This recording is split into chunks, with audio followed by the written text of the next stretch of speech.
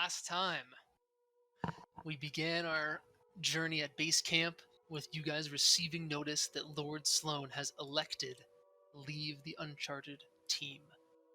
He has ventured off somewhere on the island. You don't even know where he went, but he packed up his bags, left a note for you, left a note for Dardanos, and shipped off. You attempted to scry on him, but he did not wish to converse with you and was able to block the spell. But nonetheless, you gathered your things, picked your squad of Flex Team members to join you, with Yera and Zenalia as the two newbies and bringing along old reliable Ash. You travel to the center island of the Uncharted Island, an island within an island, traveling across the big lake in the middle of Uncharted. And after you got here, spending a night, you made your way to the tallest mountain on this central island area, where Stella did some scouting and you came across a giant stone stronghold. As massive, if not even more massive, than any castle or city that any of you have seen. You trekked across the bridge, and Stella hopped the fence and was able to open the gate for you all to enter. And now you are left viewing this massive, overgrown, vine and moss covered castle, which you have discussed clearing, since that's kind of what you're doing here on the center island. Yeah. So I posted that map in the Creatures channel, where I have delineated some areas. Again, this is kind of like a general guide for the layout of the stronghold and its composition, but the specifics of like what you're looking at in each section, won't be exactly what you see here in this image. But essentially, what you guys see is going forward. There used to be a bridge that went across to one of the lower levels, which has been completely destroyed, and now it's just a 200-foot drop down. To your right, you can see a stone path that leads to what looked like a couple of buildings that used to be kind of scattered about, but a lot of them have crumbled and fallen, and the stone wall that you would walkway that you would normally traverse has collapsed. So this rooftops area here, and actually what we'll do while I'm describing this, force you guys to this map, where I have this also, so I can use my pointer. Hey. Oh, that's an idea. Yeah, so this is where you guys are. Kind of laggy. It's kind of laggy not being the host. What the heck? So yeah, this area, you see that the walkway is just crumbled, and all you can see is some rooftops of buildings. You would essentially have to find a way to traverse across in order to get to the next area where you could actually find footing. Beyond that, you see some ruins, tons of buildings laid out far away, so it's kind of hard to tell. In the very back, you see an area that is unusually green, and a lot of the other areas you can just see kind of light brown stone that's covered in vines and moss. But this area, you see trees, and you see just lush, vibrant greens coming from over here. And a couple of towers that look like they're standing tall amidst the jungle forests. And to your other side, more closely, this has not collapsed. This is actually a traversable walkway, which leads to some ruins. You see a bunch of buildings scattered about, some crumbling, some still standing, but overgrown. And that leads to an area that is also another big splotch of green. You can see a tall wall that is completely covered in vines growing up it. And these two areas you can't see super well from your position, but in the middle you see a big kind of tower. It looks like you have in this picture where you have this cylindrical stone formation with some archways that lead to a central tower. and you guys get to pick where you want to go.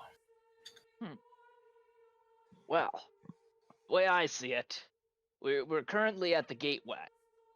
Now, in a ideal world, we'd be able to just proceed in a forwardly direction, directly to the tower.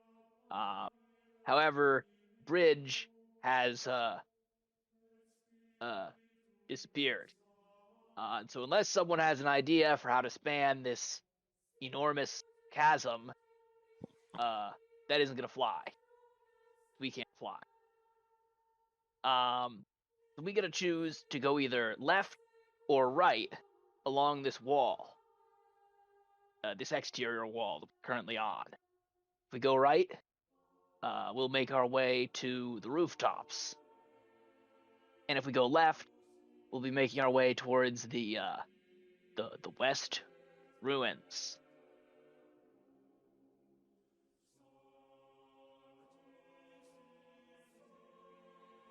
I'd like to investigate the bridge between us, or lack thereof, between us and the tower, and see if there's um, any salvaging of the damage. Perhaps the cables that span the distance are still load bearing. I'd be interested to see if there is any way of getting across directly to the tower. If we come back to this map, you can see the bridge looks as it does in real life. It is Oh, well, about 15 feet of bridge and then nothing. my eyes tell me that we can't do anything there. Well, which way do we think is more traversable? Because if we can go to the left, we can loop all the way around to the rooftops from the other side and fully cover the entire fort.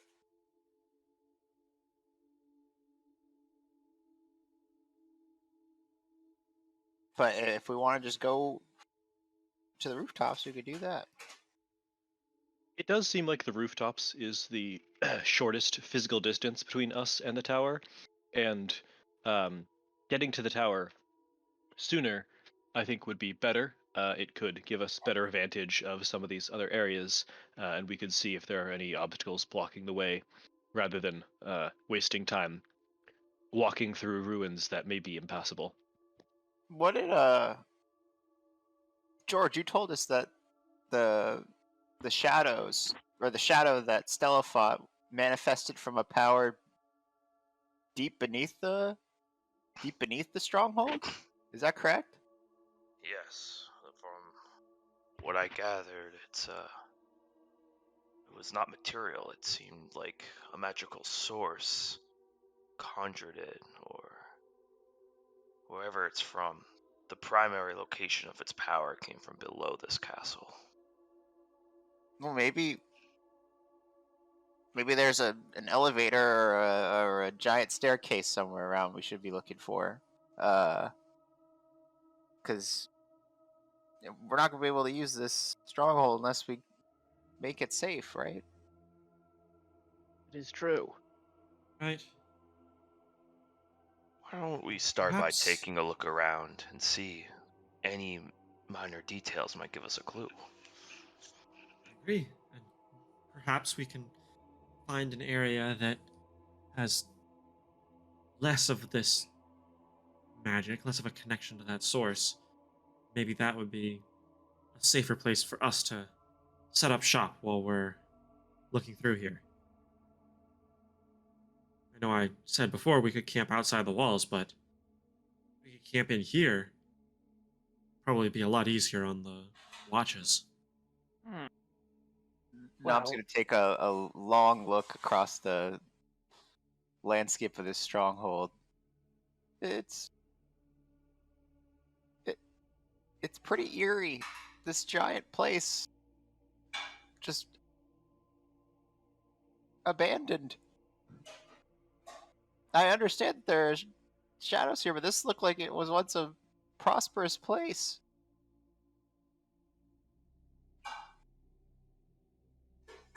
Yes, perhaps one of the things we may be able to to find in this place, in addition to treasure, is details of what happened to this place.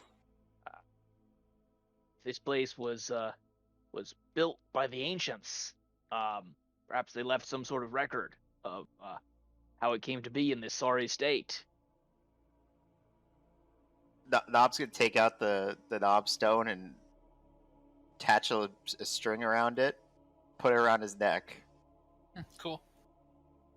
I'm gonna keep an eye on this at all times. Any funny movements, buddy, and I'm gonna see it. Talking to the stone. All right, someone pick a path. I'm just gonna go with it. I say we go to the rooftops. I agree. All right. Okay. Before I switch us over the maps, actually, I left some notes for myself here that I forgot to go through. So it's a good thing I left these notes here, because I forgot them, even though they're staring me at the face, in my face. You guys slept on the beach because you took like 10 hours to walk to this island. We just never did that. We just like kept going as if it was the same day. Yeah. So I gave you all your energy back. So you all have max energy again from resting. So that's taken care of. But you also would have gotten another night of skills training, so everybody can go ahead and do that. Ooh. Oh, I'm rolling pretty well. It's 100 you need? Yep. I'm catching up quick. Those lost points and the diplomacy are making up for it here. 5. Ooh! Ooh, critical success. Just doing it for Coco and My previous rolls were 3, 3, and 5.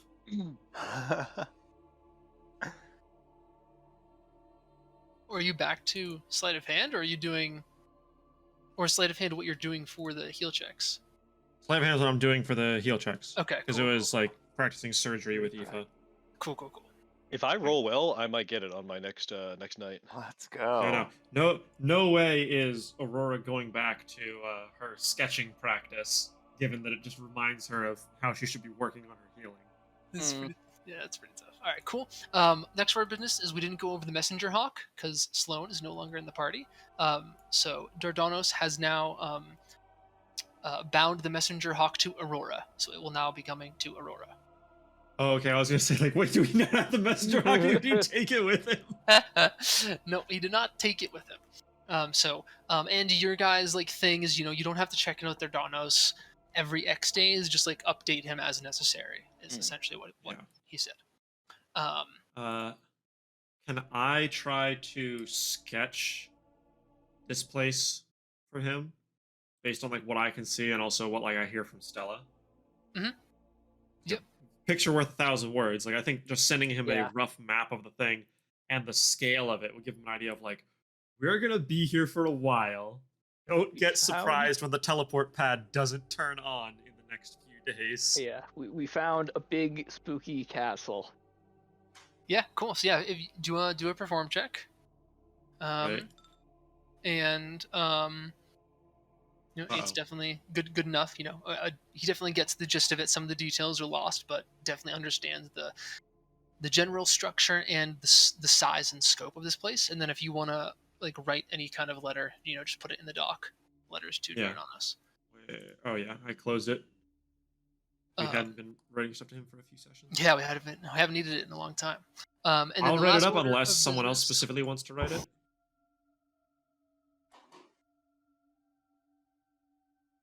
It's like it's you. Right? I mean, it's going to be pretty simple. And then the last order of business is the Zenalia buff, because it would have been a new day, so you guys get to choose what you want from her. Do you want water breathing and water walking? Do you want dark vision, or do you want 1 hour of invisibility until damaging or being damaged? Wait, does the 1 hour of invisibility start right at the beginning of the day, or can we activate it like whenever? It starts when you want it to, but it is a one-time instance, so you can't like use 10 minutes and then bank at 50 and then use another 10.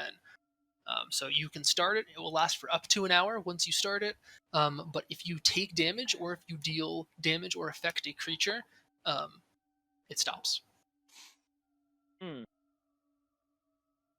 I kind of would support the dark vision idea. I feel like this big spooky castle probably has some dark areas in it. And we haven't yet seen another living. Oh wait, no, we saw the dark. Never mind. I was And gonna say no sense hiding from we- something if we haven't fought anything, but I just haven't fought anything. We haven't seen anything that we could sneak up on or sneak past with invisibility. If these dark spirits are just going to, pop out of the ground like when they sense our presence, then we might not have the chance to use the invisibility other than like to use it and try to flee.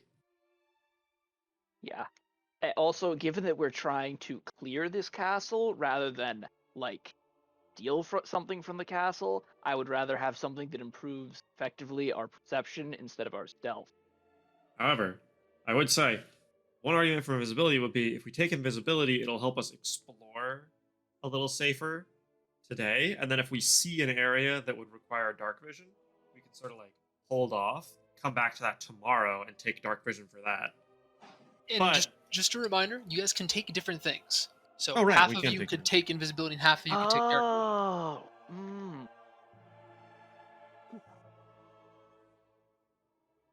Like, I imagine Stella is going to take invisibility. I'm going to wait for Carlson to come here, but I think, Yeah.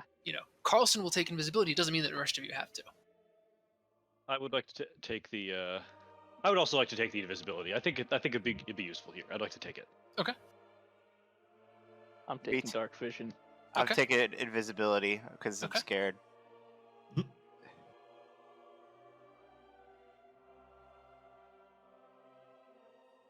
Zell is Um, going to take Zell is going to take water walking, just in case, since no one else seems to be doing that. Ash will take invisibility, since he already has dark vision. Oh yeah, Wait, what? He just has dark vision? Ash has the He has best to be in the vision. dark. Ash has Louis, you like better dark start vision training plus those plus eyes. plus. I gotta get on my carrot regimen. Listen, I don't know how many carrots you need to eat to be able to see enemy passives. It can see the darkness of your soul. Yera will also take dark vision. She's not really one for sneaking around. Leaves Coco, Kirkus, Aurora, and George. We'll wait for Coco and Stella, because, they're not here. So, Aurora, Matt- Kirkus, George. Does Coco is she still active on the assist spells list? Yep. Oh. Because Jeff took the Druid class, which gives you guys an assist spell. Oh. Okay, cool. Oh. Cool. Very cool. Very cool. Kirkus, Aurora, George, what are you guys taking? Dan can pick first.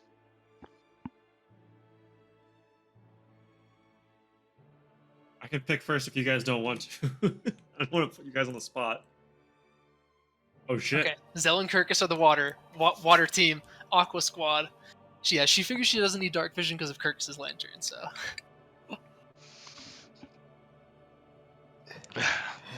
Go on dark vision. I see no water.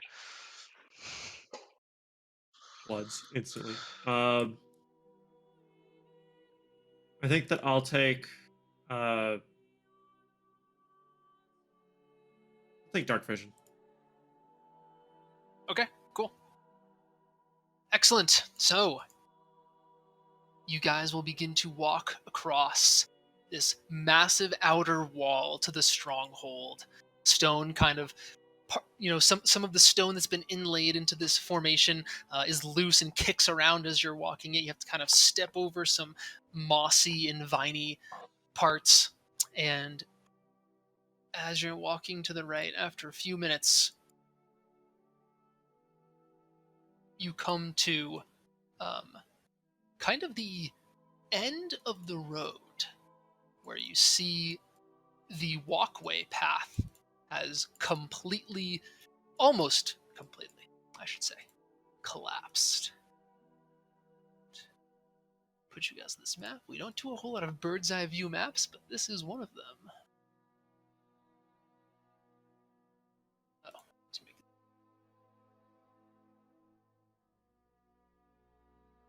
it. And you will see how treacherous it is to try and attempt to get across these rooftops. There are little pillars of the walkway that still stand tall, but looking down, they are 70 feet tall, some of them 100 feet tall.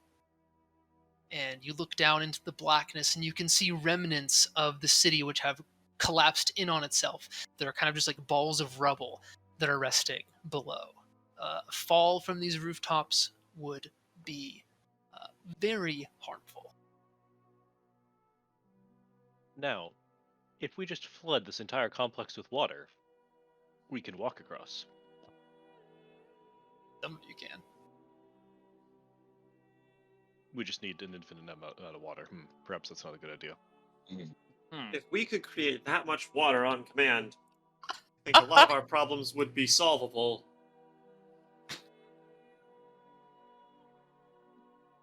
I am as light on my feet as the next person here.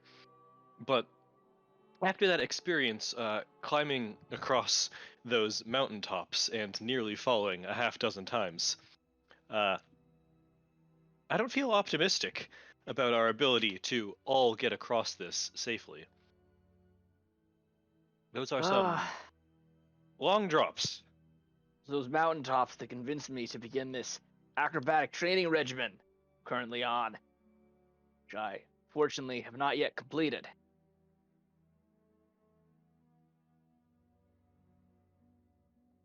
See that you can kind of see on this map where if you're looking into the blackness, you see some like a little bit of like stone structures beneath, and like a little bit of Oh like my. fauna, flora, sorry, that's growing. So it looks like on some of these places, if you were to fall off, you'd probably hit like a secondary layer of rubble that's about 30 feet down. But in some of the areas, it just goes straight down, 100 feet.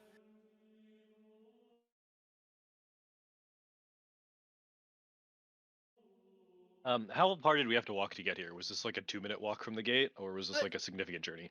No, it was minutes, less than 10 minutes.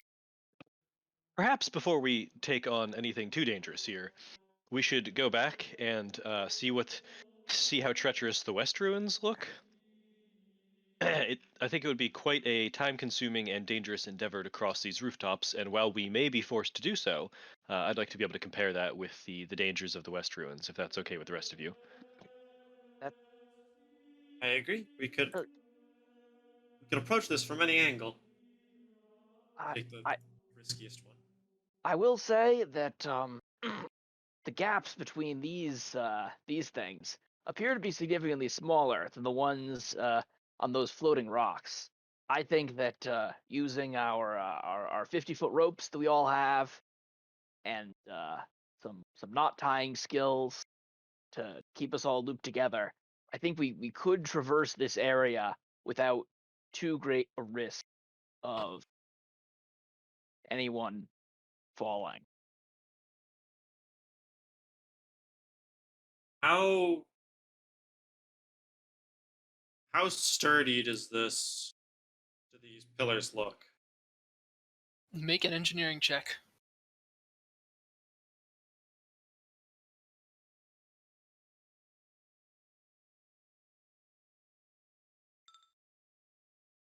Kind of looking them over. A lot of them do look like they have some like rubble that's beneath them and kind of sandwiching them in a bit. And others, even though they don't look like that, just looking up, it does look like they kind of widen out at the base, like they're attached to some other structure below that has a more solid foundation. They look sturdy. Okay. So if we had like multiple people on one of them, it might be a little tricky fitting them on there, but like if we were doing the rope idea of like tying people together and trying to cross in groups, we could have multiple people standing on one of these and it wouldn't be like crumbling. Yes, by your estimation, you could have as many people as you could fit on one of these things, and it would not, waver in any way. Okay. Most of these, that's maybe 2 people, but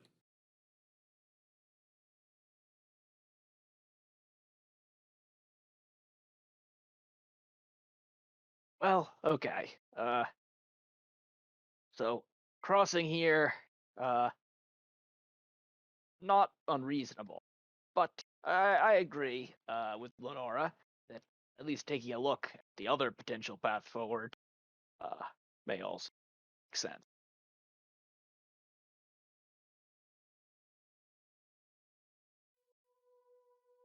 Yeah, let's check it out. All right, while we're going there, hold on. I'm gonna grab some water real quick.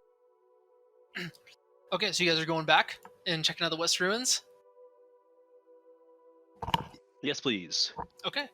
All right, so yeah, it'll be, about 4 minutes back to the gate, and then from the gate, you take another couple minutes, only like 2 minutes of walking before you start to see some structures close up.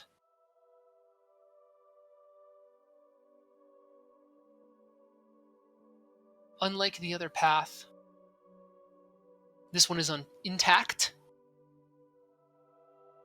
and yeah, you see some remnants of buildings, some completely crumbled and withered. Looks like they've been destroyed by some means. Even their foundation looks like it's been cracked and overgrown, and others look very familiar, like what you've seen in the jungles of the Uncharted Island before, just look old and mossy. And then some structures, actually, one structure in the center, if you guys are loaded on the map, actually looks pretty well maintained. You can see some of the stone is cracked and into missing, but it doesn't look like it's really weathered any kind of heavy damage like some of these other buildings have.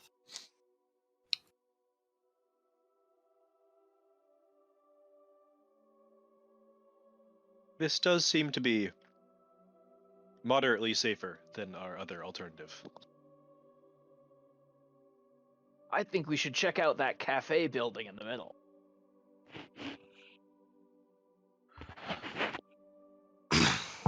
I'm in agreement. I think if as long as we proceed with caution, this should be a fairly safe place for us to explore.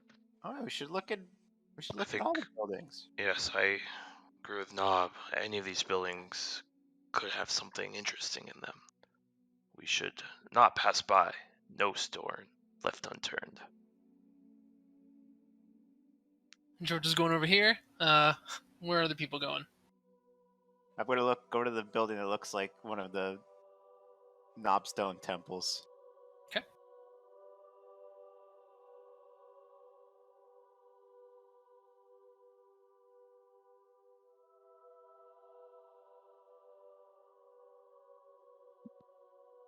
Kirkus. I'm just gonna sort of stand here and look over the edge. Ash is going to follow Louis. So now he's just kind of go in the middle. Era. Stella, I'll assume, is also coming with this squad. Rob, are you back? Okay, well, that's fine. All right. So, Oh God.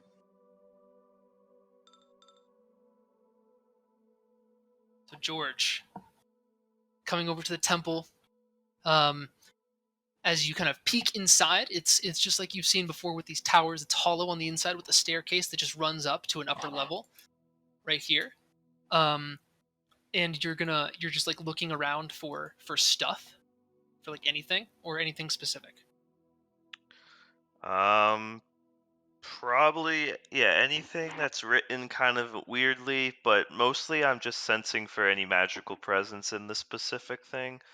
I'm not really interested in any swords or material goods, but anything that has like a magical aura. Okay. Magecraft check. Let's do it. Jesus, George's Magecraft is out of this world. Like, I think you do have like a +2, but like you just always roll so well. It's crazy, yeah. Like, you only have a +2. Like, you would think that he has a +5. I is it like it's probably like 1d15 or something? Or... It's 2d6 plus your modifier. Yeah, that's 2. crazy. I mean, you still average 9, but still, I feel like you roll more than 9 a lot. So Sensing the magic of this temple, George, you don't sense anything on this, but you sense here, Aurora, real quick. Put yourself where you would like to be, where you would like to investigate. We have Lenora, who's kind of hanging out in the rear. We have George, who's investigating this temple. Nob, who's investigating this one. These two who are kind of just like in the middle, walking slower. And then these guys who are investigating, as Louis called it, the cafe. That is a good name for that. I swear Um, it looks like I think that Aurora would definitely be going with Knob. Okay, cool. All right, so yeah, so George, nothing in the immediate vicinity of this temple, but as your magical reach kind of expands outward, you sense a strong presence coming from these ruins and from the building in front of Louis and Kirkus as they're walking up to it. Do I have an action still, Yep, or are we... Yep. So If you would like after to, feeling this magical presence, George will shout, "Careful! In those ruins, I sense something powerful." And you'll point to here. yes, George points. Zeltana kind of, turns her head to George. Louis, Kirkus, what are you guys doing? I guess I would like to immediately draw my sword and begin is this just does this wall like look the way it does here, Yeah. where there's like the only entrance is round Yep. sides? Yep. Okay. Yep. Like you could like hop over this wall. It's not that high. But... Okay. Yeah. I'm gonna come up to here and attempt to, I don't know, vault this wall. Okay. Kirkus, anything from you? Same with Nob and Aurora. You guys obviously heard this as well. Yeah, I Yours definitely. take out her axe and walk forward. I like to check out the back. Can I look over this broken wall right here? Yeah. Okay. Yeah. Sure. Yeah, so I'll bring my lantern around this side. Seeing Yeah. everybody else move, I'm just gonna walk a little bit closer. I'm gonna come up not past where Louis is, but I want to definitely try to also like be reaching out with my magical senses to like just confirm what George is feeling. And roll a mage grab check.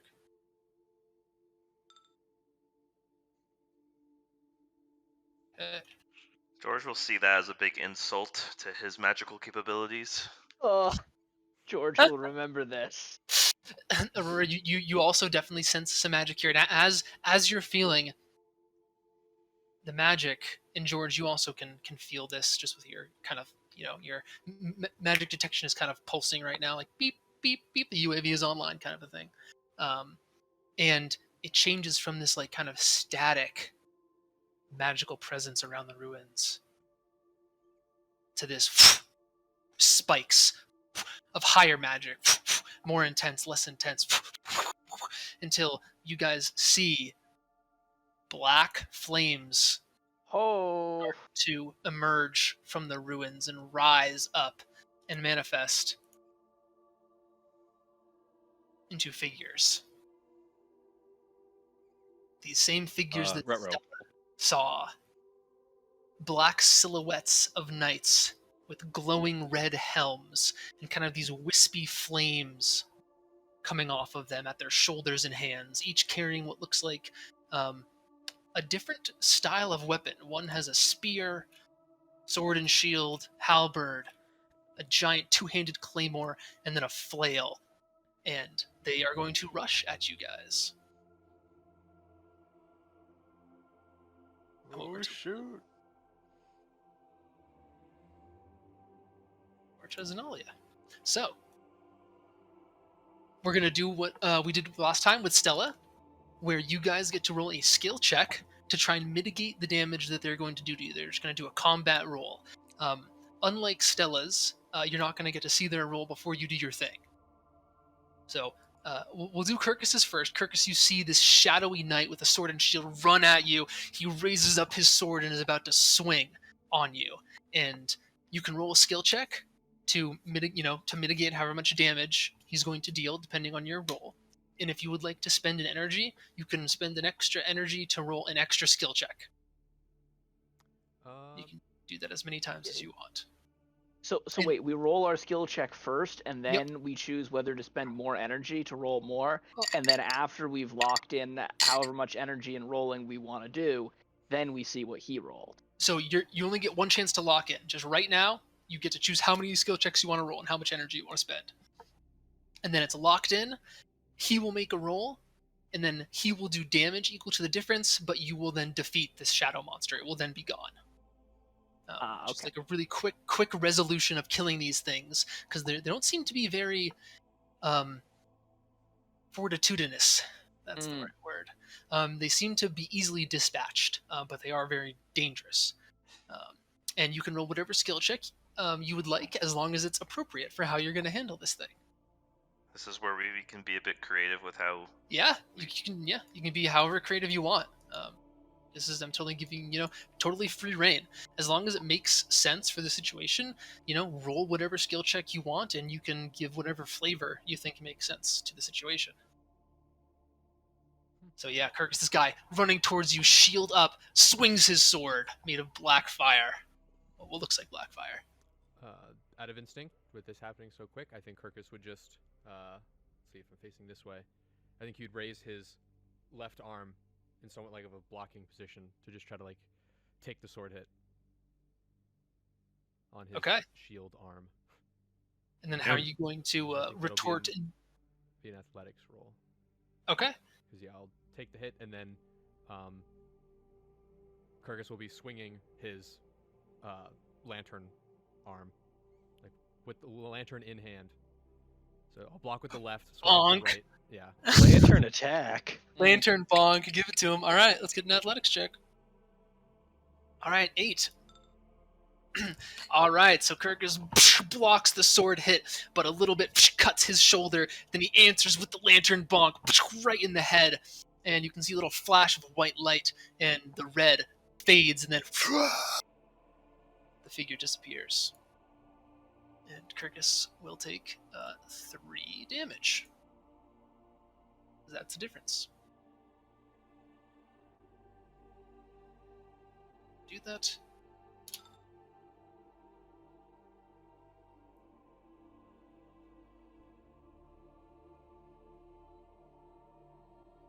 So I'm moving this macro over to make it in a better spot for myself.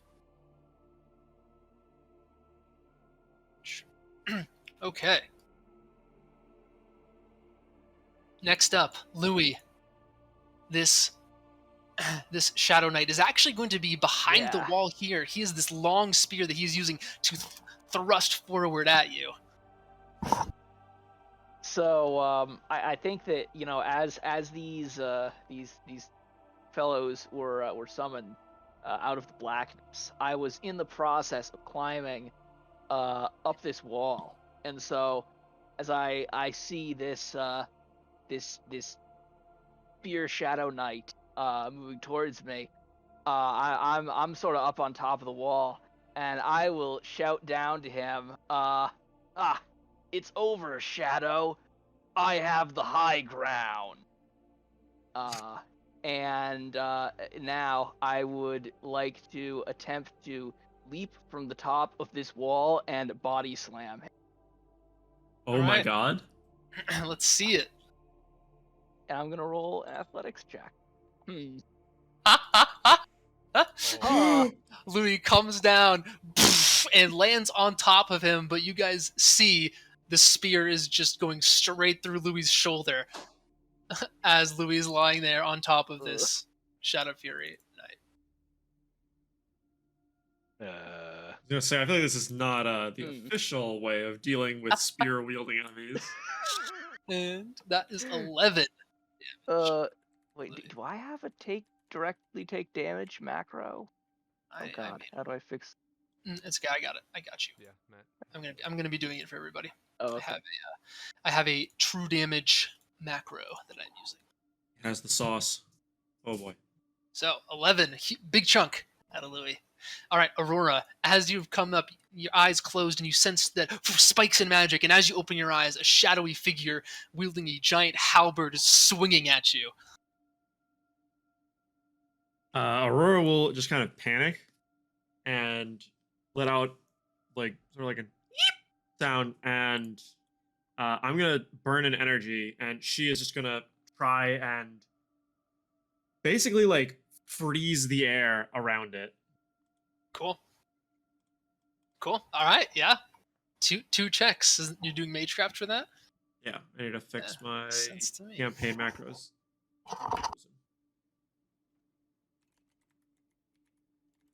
So, energy. Huh? All Wow, right. consistent. Hey, that's not a 7. Yeah, and the ice freezes around, and like you're just sticking true with your hand outstretched as he's swinging it, getting slower and slower and slower, and it just kind of nicks your shoulder, and little drop of blood comes down before ice cracks, and he is dispatched with you taking 1 damage. Ouch. This one with the giant two-handed claymore swinging on Zenalia, and she spins her double-bladed spear. It has one of those blades on each side, and spins it around, and then tries to slash him with it. And she will roll. The twin blade, yes. Yes, the twin blade. She will roll an acrobat. She'll roll a sleight of hand. Actually, this is kind of sleight of hand. Oh man! It kind of swings, but ching! He parries the move and gets a huge slash on her before she's able to retort and shove her spear through its helm. And she will also take 11 damage, just like Louis. This one with the flail, swinging it around, swings forward towards Yera, and she is going to attempt to block his hand, just grab his hand that's holding the flail and just shove him downwards, not even using her axe. Oh, I didn't mean to roll that. This is supposed to be athletics. All right. That's more is... like it. Oh. All right, and she grabs his hand before he's able to swing, and just pulls him down and smashes his head on the ground, and he just goes up in smoke.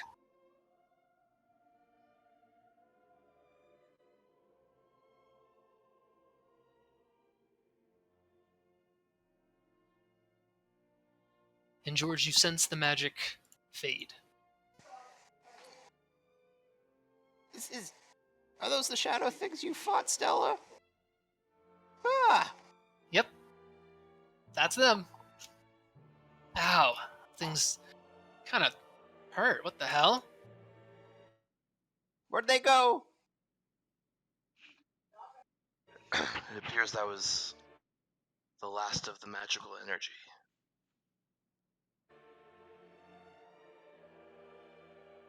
Sort of pick myself up off the ground here. Like, don't worry, I'm fine. Were they guarding something, or Clamber what? over the wall, having seen Louis, like, powerbomb onto the spear. And I'm gonna offer him one of my potions. I will, at this point, finally get over here.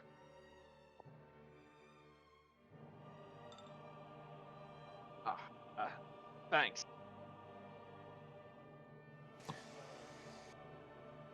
That was dramatic. What did we do?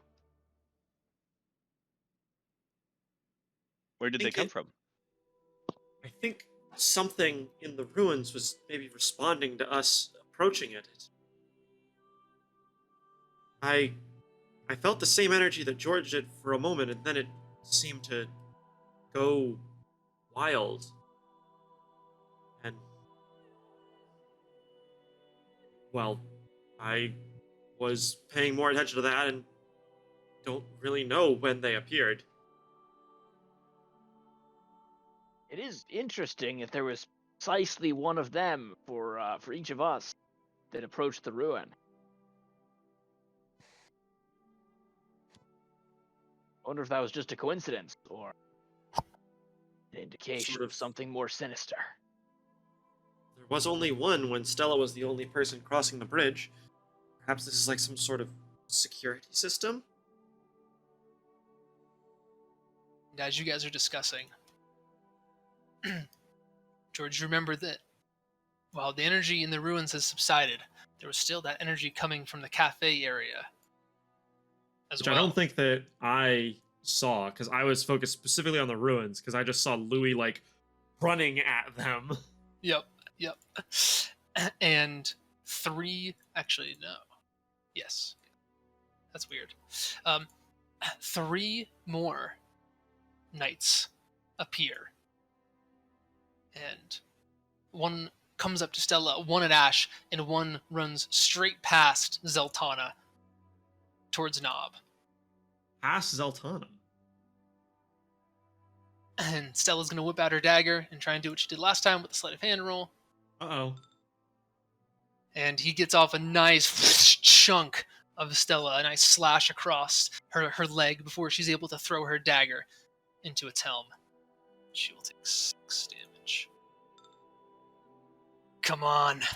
And Shadow Fury Knight swings his sword. Ash parries it, swings his massive blade, which the Shadow Fury Knight blocks with his shield. Ash is good. Oops, I keep doing that. Athletics is what I want to roll. I don't roll these as much as you guys, so I'm actually still getting used to it. And he does end up taking a quick cut before he's able to strike this knight down. We'll take 4 damage. Alright, Nob, this one is running as fast as it can towards you and thrusts its spear as it gets close. What are you doing? Nob is going to cower in fear, but Classic. Wilbert is gonna try and intercept the spear with his horns. Damn. Big fail. He is a negative in athletics. Oh, -2? He's a -2 in athletics. oh my god. Wow. Does anybody else have -2 in anything? Religion, me. Look, I have to justify walking or going around in a cart, okay? Makes sense. The spear just goes straight through Wilbert. He misjudges it and straight towards Nob and pokes him in the chest. Lenora, you see this happening, and I will give you a response as you see this thing, which has dug its spear into Nob and has not been harmed even in the slightest. I would like to just take a step forward, and what are we rolling? Just take a step forward and throw my spear and attempt to snipe this guy from afar. Okay, sure, let's go for it. What check do you think that would be? I mean, it can be a lot for you. It can be athletics. It can be sleight of hand. I could even see like a perception if you're trying to like hit a specific spot. Magecraft if it's like a bloody spear. We're just gonna do athletics. I feel like it's an athletics. It's gonna be a strong throw. Okay, and so we're gonna see how much damage you can mitigate from this thing as it goes in for a second strike on Nob. Just as it's about to connect with Nob's chest, the spear comes from the side and pins it against this structure before it disappears. No extra damage for Nob. Yeah. Can we leave?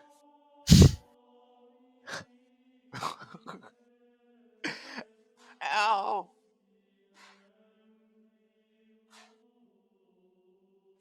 And Rob's gonna come over and try and group up because he's getting attacked from all angles. And then they could just keep coming. They could just keep coming. Yeah, Aurora's definitely running over to him and offering him a potion as well. Oh, huge! Dude, classic Aurora and just critting way more than she should for no reason. Secret crit master. Her and George just And while I'm here and seeing that I have just the one left in my bag, I'll offer it to Denalia.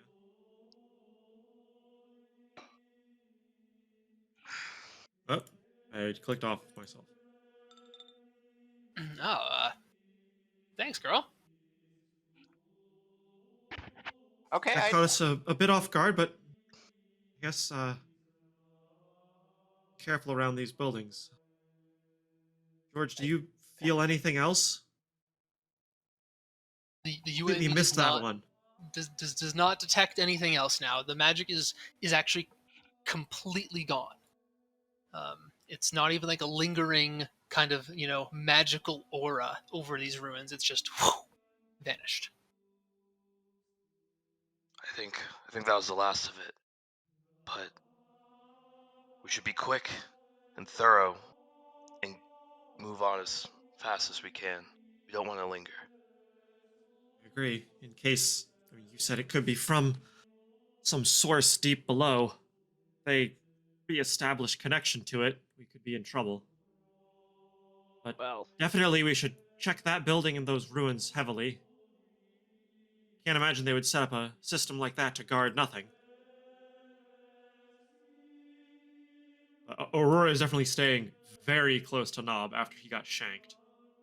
All right, so Nob, what are you looking for Like in one this hand temple? on Wilbur. Anything specific? Are you looking for magicals? Like, are you sensing magic like I think George did? Or I'm looking for anything that's written in ancient.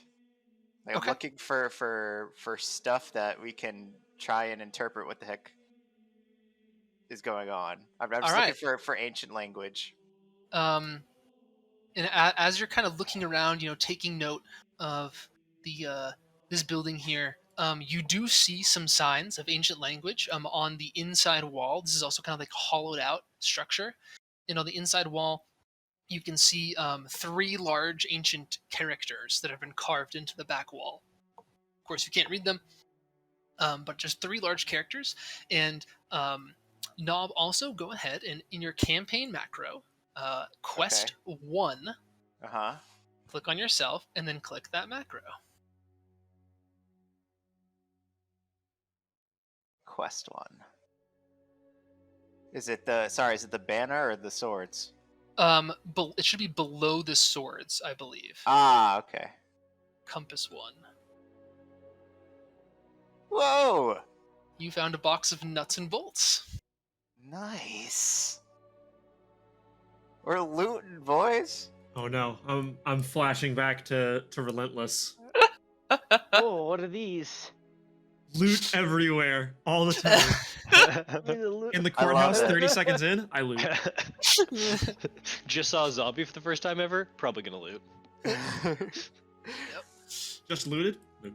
So if you want, you can go into your notes and write down box of nuts and bolts, but it will keep track of how much gold you gather while in this dungeon. So it only matters if you specifically want to remember that you have nuts Sure. and bolts. These smell expensive. Let's keep them. Am I able to look around in there as well, or he picked That it clean? It's a small area. It's you assume that whatever Nob found is all there's going to be found. That's fair.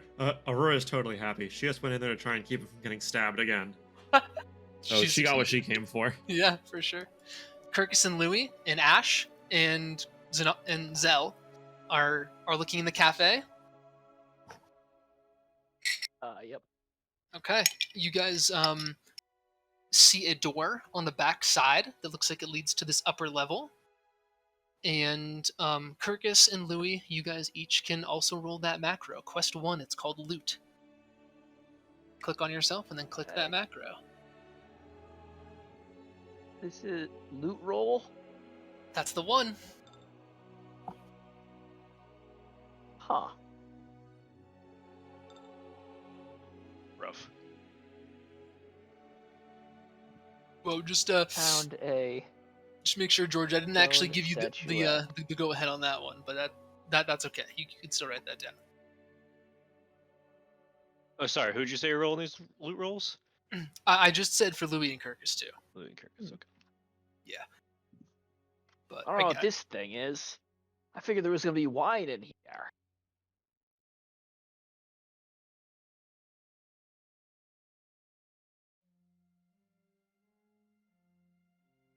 and yeah, there's not much else. Go ahead and make a society check. Either Louis, yeah, how about Louis and Kirkus each make a society check? Is society a thing that I'm proficient in? I remember I picked a weird knowledge as one of my proficiencies. It would make I see sense since that. you're like from Kingsbury Yes, and stuff. was I just wanna. I did. Yes, I thought I. Okay, I will make a society. That's religion. And where is society? They're Wait, even is it on labeled the out. list? Oh, here it is. Jeez. Hey, All right, so to Kirkus, to you, it just looks like a empty building that's kind of strange. You don't really know what to make of it. There's just kind of dust over everything. Doesn't look lived in. Louis, since you've lived in the city before, you've seen places like this. It looks like some kind of home that someone would use. You can definitely see a clearly delineated area that might be like a kitchen, an area that might be like a bedroom, and then one that's kind of like a living space. All very compact in this tight little thing. Um, but it's very odd in that there's some furniture, not a whole lot, but there's some furniture pieces that have been laid out, but there's no like accessories anywhere, stuff that people actually use during their day to day. Like there's like a kitchen table, but there's no like plates, there's no silverware. And there's like a closet in the place where you think that it would be a bedroom, but there's nothing in the drawers, and there's no like bedside table, there's not even like a bed frame. To you it almost looks like it's been set up as like a model. Like think of like going into an IKEA and seeing a place that's been set up to look like a room or a home, interesting. but it's missing all like the little things that people who would actually live in here would have. Hmm. It kind of has this creepy, eerie vibe of like this model house that no one's actually ever been in. Hmm.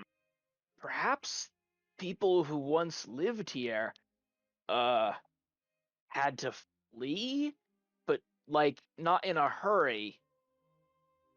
So they packed up all of their movable goods before they left.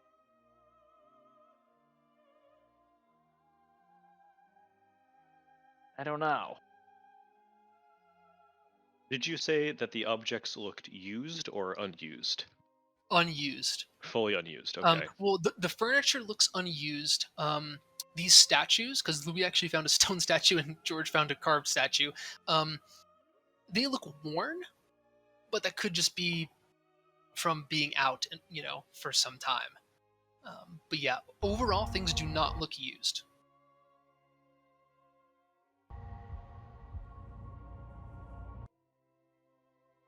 Maybe it's some sort of religious building or representation. Uh, maybe this was meant to represent the house of a god or something like that. Oh, maybe they're one of those weird groups of people who like set up houses that like their ancestors' ghosts.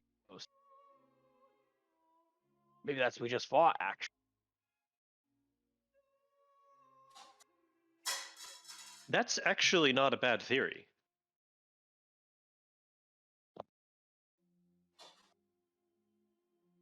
well, uh,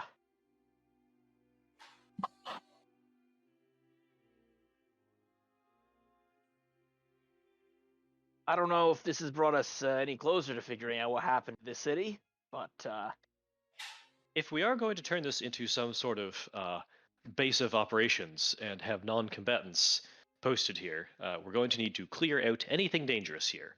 So, regardless of why these spirits may be here, uh, they must no longer be here. you know, these are genuine Uncharted knickknacks that we just picked up. exactly the sort of thing that discussing shipping back to the mainland as novelties. Yes, we should definitely keep track of them. Yeah, so same thing with knobs. If you guys want to write down exactly what you have in your notes, yeah, definitely go for it. For the statue, how it says like a statue of an animal, you can just pick an animal, Louis. Doesn't matter. Just pick something that you've seen on the Uncharted. It can be a frog, wog if you want. It can be a dinosaur. Just pick something. You give this man too much power. Give him the ability to make his own frog statue. Well, then Platypus he's just statue. gonna destroy it. Ooh, platypus is pretty good.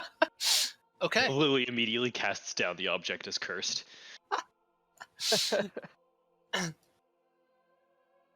Feeling pretty good about clearing this cafe, as we've been calling it. What would you guys like to do? Would you like to continue moving on, or is there anything else you want to do in this area? I think we keep going. I have nothing Okay. else that I wanted to investigate here. Can I get a walking order for you guys? Arrange All right. yourselves in a marching order. I'd like to be going at or near the front. I've got the dark vision. I want to put it to use. Louis in the front. I wanna I'm be walking a Actually, little middle. slower no. today. I'm towards the back. Is going in the front. We're middle. We're facing this way. We're kind of going on a Okay. diagonal. I'm hanging out towards the back. Also, that building that I call the cafe. I look at it and I could see the scene in like some sort of show where like people go to like this exact building and they like or order food and like someone says like make sure to order like something in a sealed bottle, water's not safe here or whatever.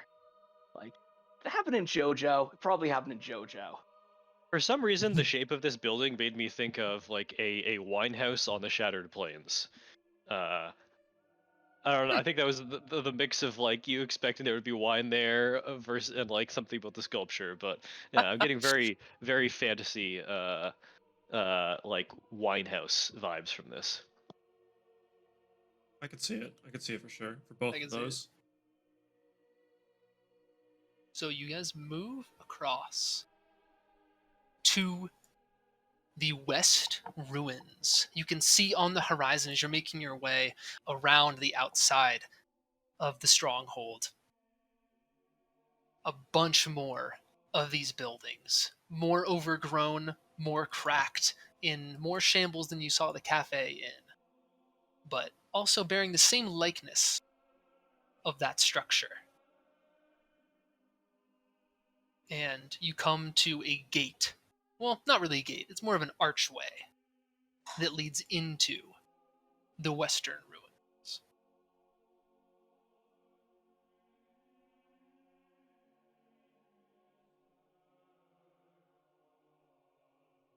And you can see that what looks like once stone walkway that led through these ruins is now overgrown with grass, moss.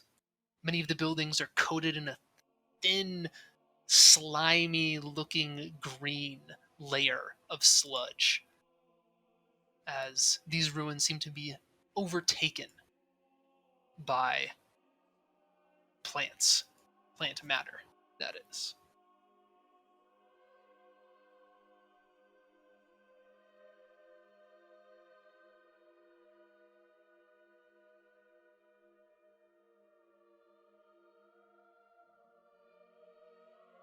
Okay, I'm loaded in now.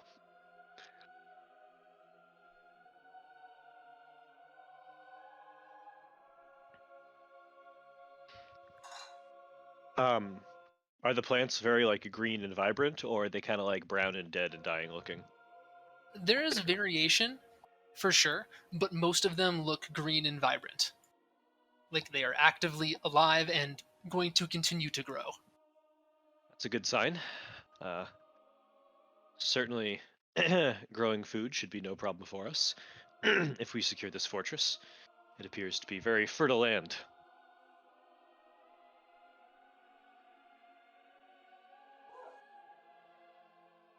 So, Stella, you going up there? I can scout ahead if we want me to. Where should I go? Perhaps George and I should see if any of these buildings in particular are dangerous before Uh, anyone scouts ahead. I would like to take this time to get rid of this whole UAV magic thing. I do not like it in what it's been doing. So yeah, I was just thinking about maybe putting like a distance restriction on it. Like we'll say that you guys can sense magic up to like 30 feet, because that's Maybe like like your range. maybe like it uses like an energy to do it, or like we Okay. can use it like Yeah, once a day. Because like I could actually see that. I could see yeah, using an energy to it's to do it's it. good and I like it. I just don't like how abusable it is, and so like maybe like an energy makes more sense. Yeah, Or like I like that. We'll I say see that. what you're saying, because the best option is just like every single time that we go to a new map Ex- would be to like check all the buildings exactly. to see what's Yeah, it'd be like, oh, us. yep, let's see your user UAV. Yeah, so we'll say that we'll do one energy for each 30 feet that you guys want to sense. So and I'll let you sense up to 60 feet. So you can Yep. do one energy for 30 feet and two energy for 60 feet. I like it. Right. Yeah, it's a good suggestion. Thank you, Brendan. Yeah, good call. So would either of you like to do that before Stella scouts ahead?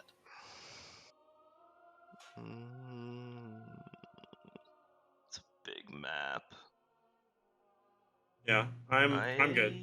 I think if there is one, it should be this tower because that looks the most magically. But Yeah. Well, that's the thing. I think it like I also don't want to walk all the way through this and yeah get out triggered. of the game. I think that's a good change because it encourages us to just use it on things that we're like really suspicious of or that like think could be Yeah. like really bad. So Yeah. yeah, I think Stella scout.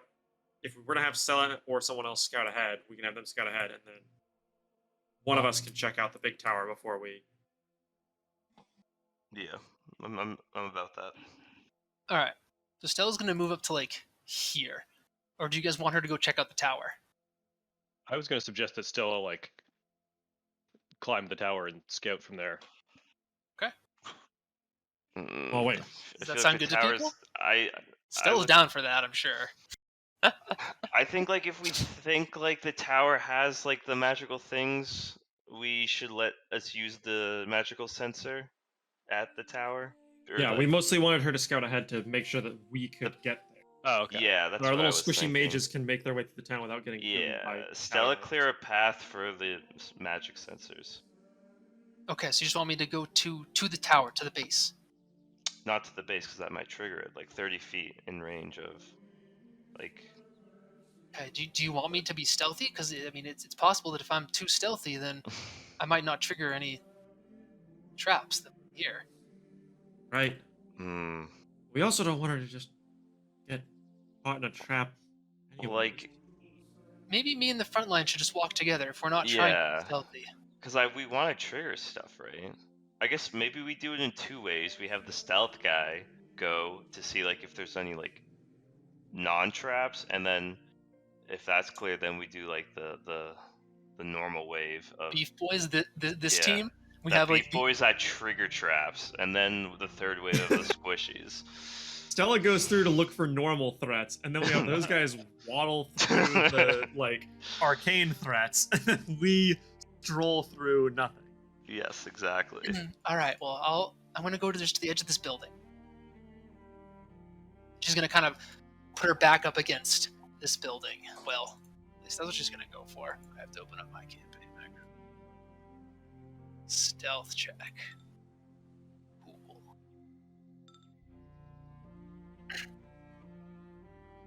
Okay. Stella makes her way, kind of hiding underneath this tarp here, back against the wall, and she peers around the side of this building, and she looks back to Kirkus and makes this motion with her hands, like going upwards and mouthing big. Then does like an okay symbol.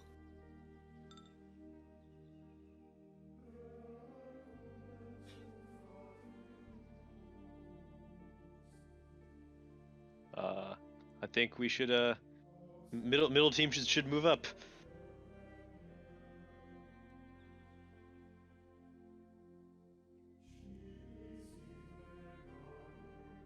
Are you guys trying to be stealthy, or are you just kind of walking normally? Bold and brash.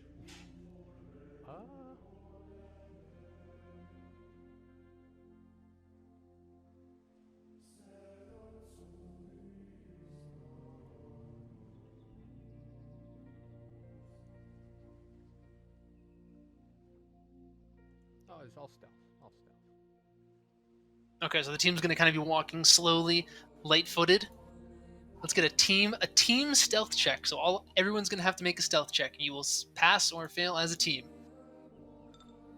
Not bad. Ooh, Yera, Jesus. Uh, It's okay. Nob doesn't have to do it. It's just this squad who's moving right now. Oh, okay. So we just need one from Louis. oh, okay.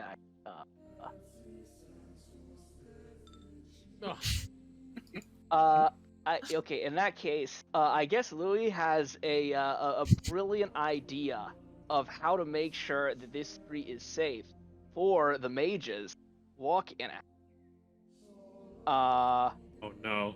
He will reach into his pockets, pull out a couple of his metallic pitons, and just sort of bang them together.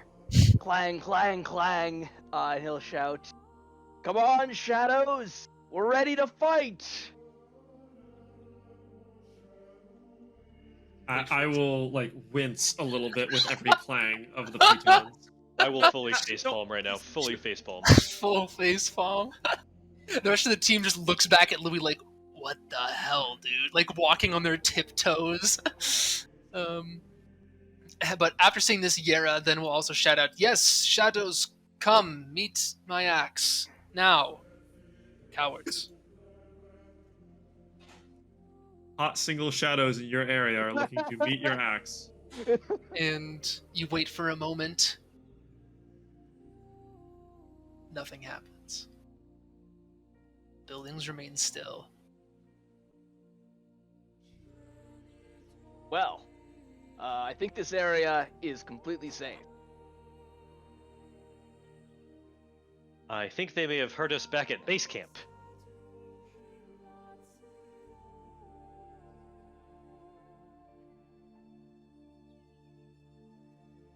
I'll join up with the rest of the crew. Thanks for putting yourself on the line for me, Louis. Yes, I figure it's better to get a stand-up fight right here in the middle of the street than all this skulking around. What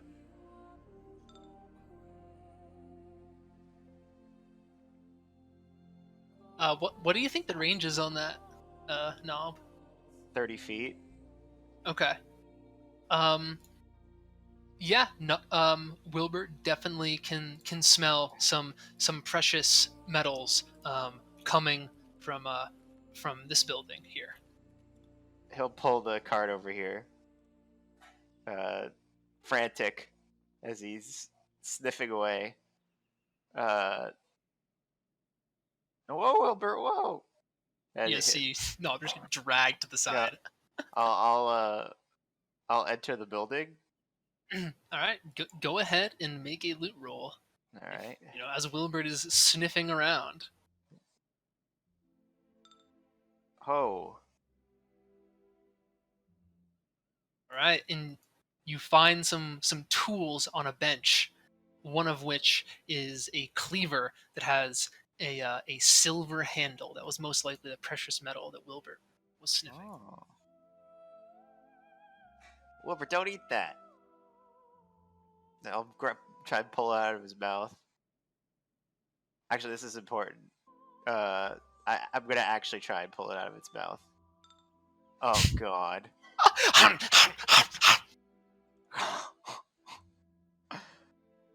uh Cleaver's gone. I'm gonna subtract 100 gold from Knob's total Yep. gold. Yep. That will only be 30 gold for, or no, it was worth 70. So we'll say that the cleaver was worth 50. The rest is 20. So you lose 50 gold total. All right. Oh my god. Cleaver was worth 50 gold. Sorry, Man guys. versus beast. Who shall triumph? So Lenora, you walk up to this tower, which will also give you now. Actually, all of you guys can see a little bit more of this area, Oh. including a path that comes. Oh, does my spacebar not work when I'm in this mode? That goes this way. Some more ruins, and you see what Stella was talking about. Tall structure in the corner. I see. Um, I'm just gonna like. Oh no, go. Well, yeah. As you're approaching, I'll say to George and also to the party in general. Perhaps we should save some of our magical sensing for that large temple-looking building over there, rather than this old overgrown tower.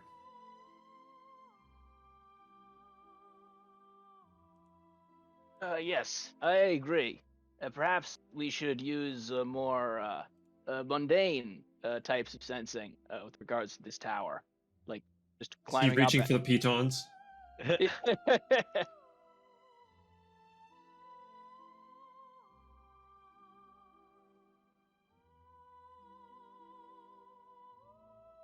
But I can beat you to the top, Louis.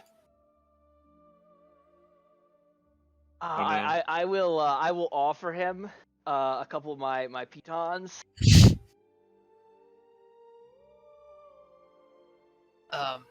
You do see that there is stairs on the inside. Oh. There's a staircase that goes up.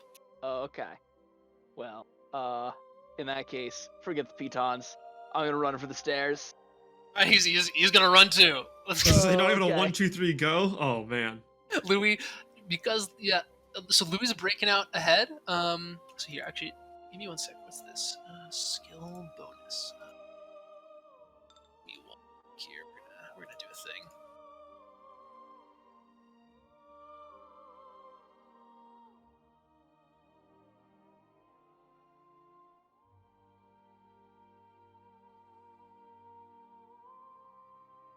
Gonna make a thing real quick.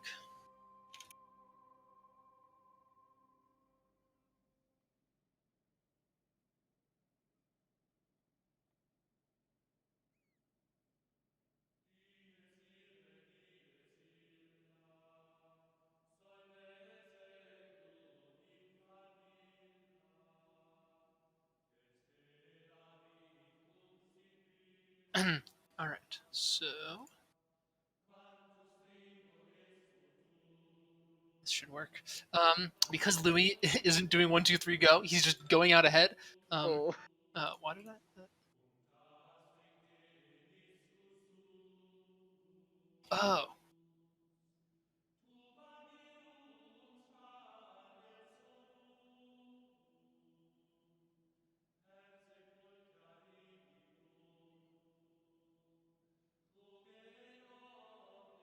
We're gonna give Louis +1 to this roll. Oh. Go ahead and roll athletics. Oh, let's do pretty it. good. Let's do it. Ah! Oh. Literally pushing each other as they're trying to get through the door on the final top of the staircase. Do another athletics check to see Wait, what is this skill no. bonus? push the other person across.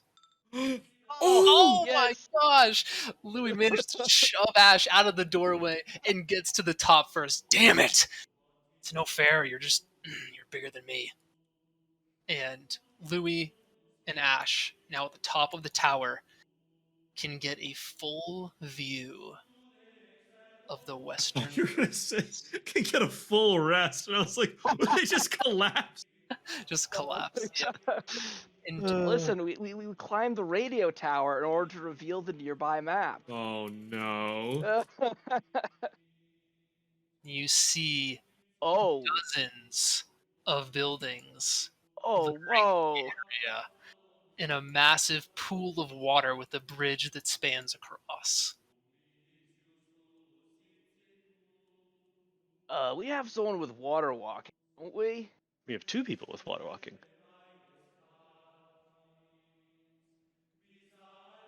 And you're starting to get a scope, just the immense scope of this stronghold.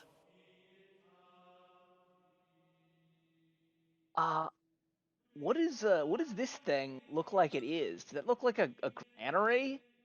Yep, Tell from yep, that's what it Oh. looks like. Interesting. What, and this thing's blue? Wait. Knowledge about the world. I don't know if I need to roll a check for this. Is blue dye like really rare? Um, all manners of dye are like a little rare, not extremely so, but they do signify some kind of opulence and wealth. Okay. You don't just use dye on something unless you have the money to do it. Like the Replins don't really have dye. Okay, that makes sense. But like the color blue isn't like No, the color blue isn't exceptionally special. This isn't a lapis lazuli situation. No. Hop on Minecraft. Okay. Well, I was gonna shout down. This city is enormous.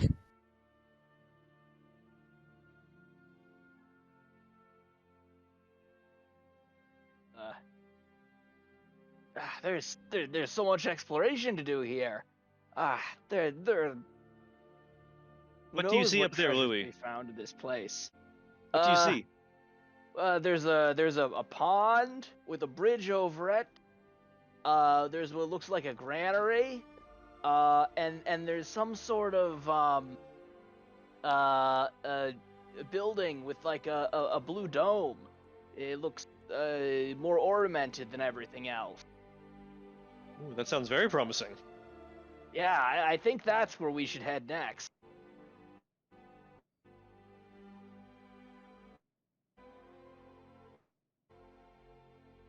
All right, come on down. Let's keep moving.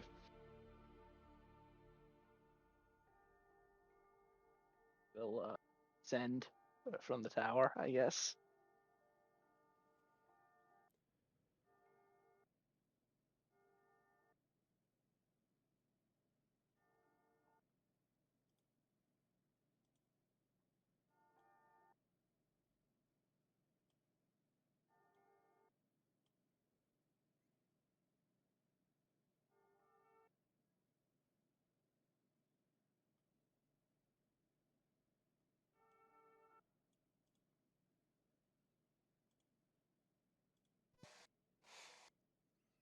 Unless anybody else has anything that they want to do here, I'm going to poke Louis until he starts leading us in the direction of this pretty temple.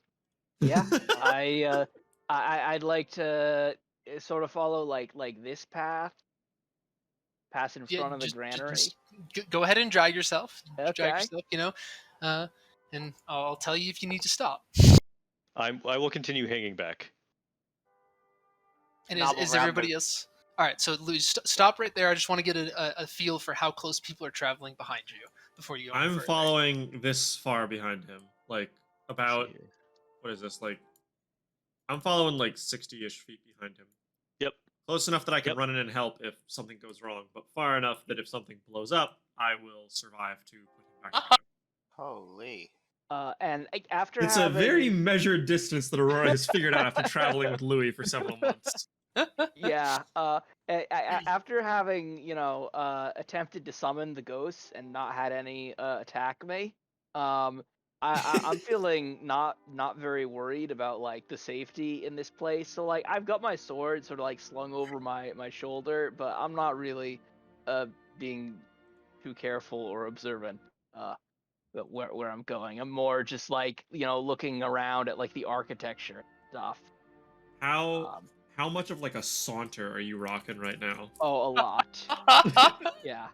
He's swaggering through the streets. He owns this city. Yeah, let's be clear. This isn't like a country bumpkin impressed by the big city type Yeah. of.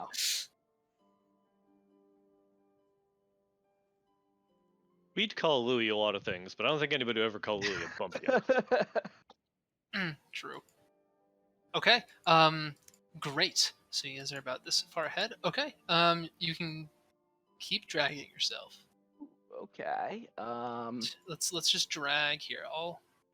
If everybody could also drag their tokens as we're doing this, that would be helpful. As the ever tricky, like we want to drag as a big group, but then the road turns. Oh, so Yep. this gives me Trouble flashbacks happens. to our vision mechanic that we had in that campaign long ago.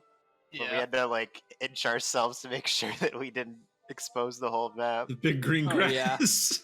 Yep. The big Uh, green grass. I would like to pause here and try and just like peer through the door.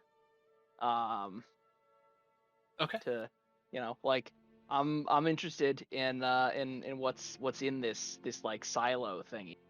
Sure. Yeah. So, kind of stick your head through the opening, and you see a vacant silo. Doesn't look like there's a whole lot of stuff in here. You can see some crates towards the back corner. Look like they're wooden but broken, some of them. And you see kind of like a pile of rubble in the back that you're not entirely sure what exactly is going on there. And Kirkus, Ash, and Zeltana are watching Louis do this. And as Louis puts his head through and is looking around, you see this flash of black come across the door to the silo. And more black flames begin to create circles on the ground before taking form around you. Oh boy. And they're going to start unleashing attacks on you. Louis' head is in the silo, and this one's going to run up to him and try and get a halberd swing into Louis' back, but Ash will step forward and draw his sword in an attempt to protect Louis. It will hit Louis in the side before Ash is able to dispatch him, and Louis will take 8 damage. Oh my god. Before Ash, shit, Louis, get your head out of there, and he pulls Louis out of the silo. We've got company. Ah. Another one rushes forward, carrying a 2-handed claymore, swinging it at Louis. Louis, no. Okay. I'd like to. I guess I'm sort of like in the door. I'd like to just I spin in place and attempt to smash his claymore with my own. All right, let's do it. Remember, you can expend energy to roll the. Okay. Oh. Perfectly, he parries it out of the way, and as he goes in for his second shot, Louis is faster and destroys the shadow before it's able to make another attack. This one lunges forward at Zeltana, who will put her hand down on the ground and pull upwards, and you can see with both palms 2 blades made of stone emerge in her hands. And she will have a pretty good time taking out that shadow, only receiving 1 damage, a little scrape as she does. And this shadow figure with a giant halberd, Yera, again, is it? And she will this time take out an axe that's on her belt, a throwing axe, and she'll hurl it at the Shadow Knight that is approaching her. It hits him in the shoulder, but he continues on and gets in 1 slash across her chest before she has to take out her regular axe and cleave his head off. She will take 6 damage. This one with a flail is walking up to Zeltana as she's dealing with the shadow spirit that she just killed with her dual stone blades. She can't see it, Kirkus, but you see him approaching, ready to swing. Oh, I'm jumping in. I'm doing a lunge punch. All right, let's see how much damage you can prevent Zeltana from taking as it's trying to hit her as she's unaware. It's another athletics, I would say. Oh, not good.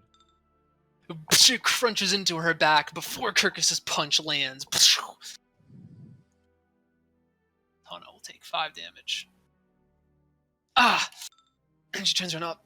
Thanks, Kirkus. He got me when I wasn't looking. Watch out! And another one rushes you, Kirkus. Spear in hand, outstretching. Ooh, did I see this guy coming? Mm-hmm.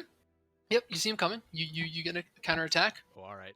And I'm gonna try to taunt him. I'm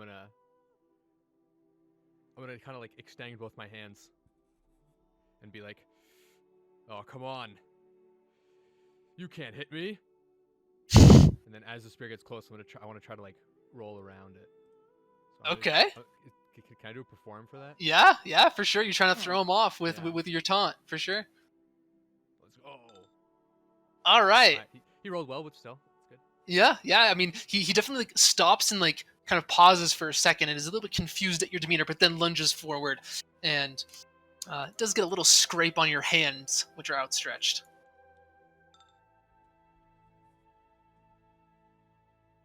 These shadowy figures appear atop the buildings, Aurora and Lenora. You see them up top, and they are going to take their spears and throw them downwards upon you. You will only get a counterattack if you are in range, which neither of you are currently, but you can move closer to them if you would like. If you can somehow get closer to them. So, Lenora, you first. This spearman is lining up. He's about to throw something. Do you want to try and get closer to him, or do you want to try and dodge out of the way? I want to try to pull myself up these vines, like run up the wall, run up to here to the vine, and then use hemomancy on this guy to like pull him off of the roof, like all the way down here, make him fall all the way to the ground. Okay, yeah. Go ahead and roll either athletics or acrobatics for pulling yourself up the vines first. All right. It takes you a little bit more time than you were imagining. So this skill check that you roll will be at disadvantage. Yeah. And then would this be Magecraft? You can do Magecraft. I would even give you like engineering if you want, because you are like pulling him off of a ledge. You're kind of like using, he's gonna take damage if he's falling. But you could use Magecraft if. I'll take the engineering.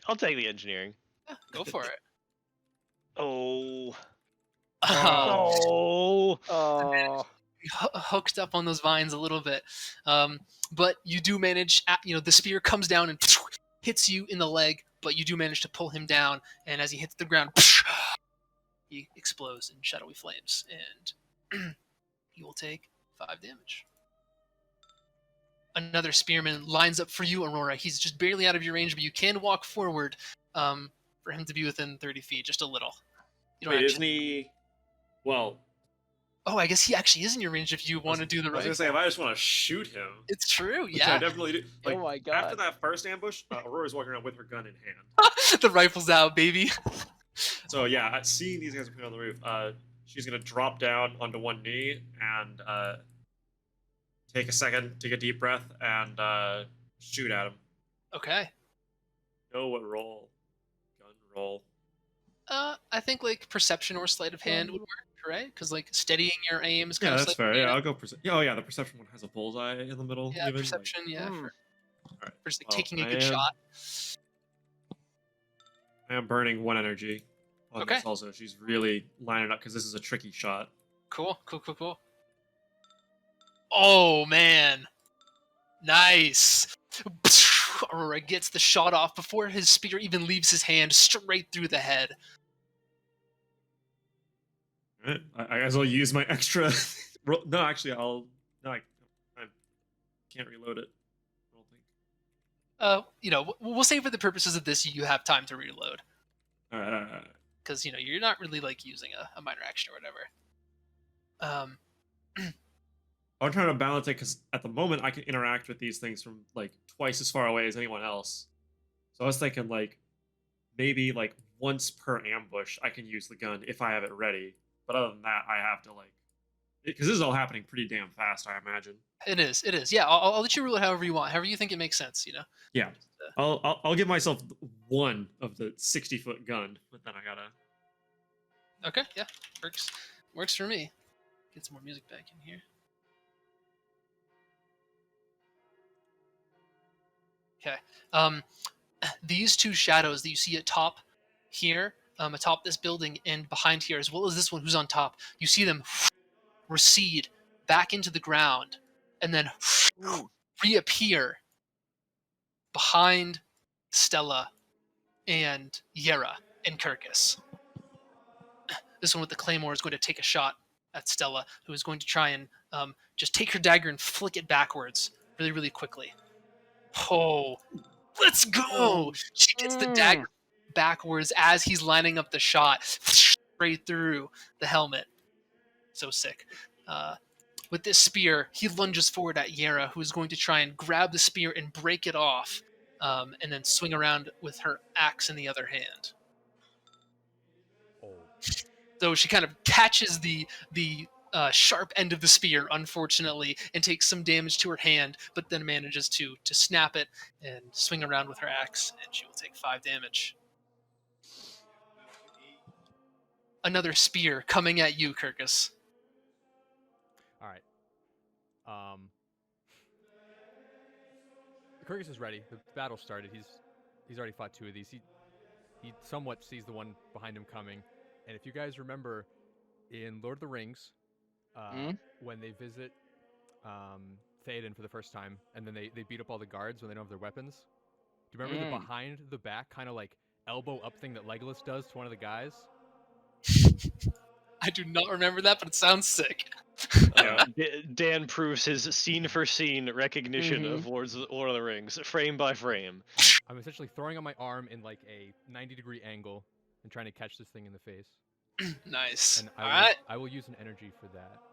Okay, cool. So I just rolled 2 athletics then? Yep. You can roll two with the check that you're rolling. Nice, 16. All right. The people's elbow connects before his spear is able to hit you.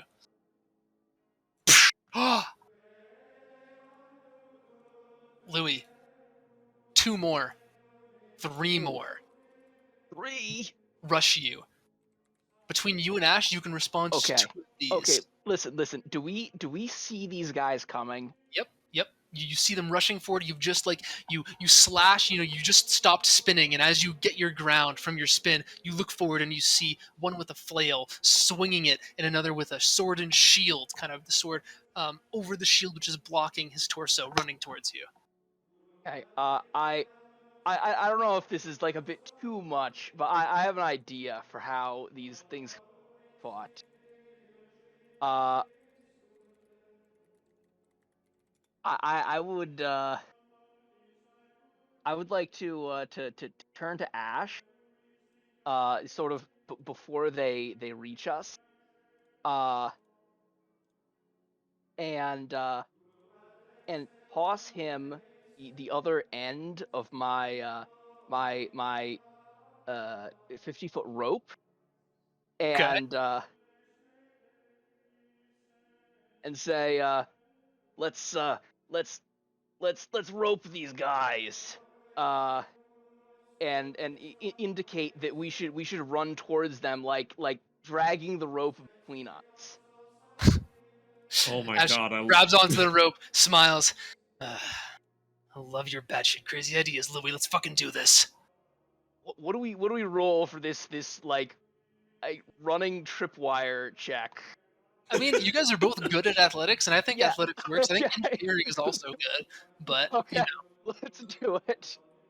All right. I'm gonna. So, can we attempt to fight all 3 of these guys with this thing? Yeah. So what's gonna happen is you guys will each roll once, and they're all 3 gonna roll. But you can expend energy if you would like. Yeah. Okay. I'm gonna expend an energy on this. Okay. So I'm gonna. Oh, Ash! Come on! Now's the time. You do poorly. Okay. Let's do this. Oh, let's go, Louis. Ah. Holy shit. Okay, so that's a total of 32. Mm-hmm. Oh, let's do it. Let's see it. All right. Let's see it. Oh god, they're also rolling well. Oh.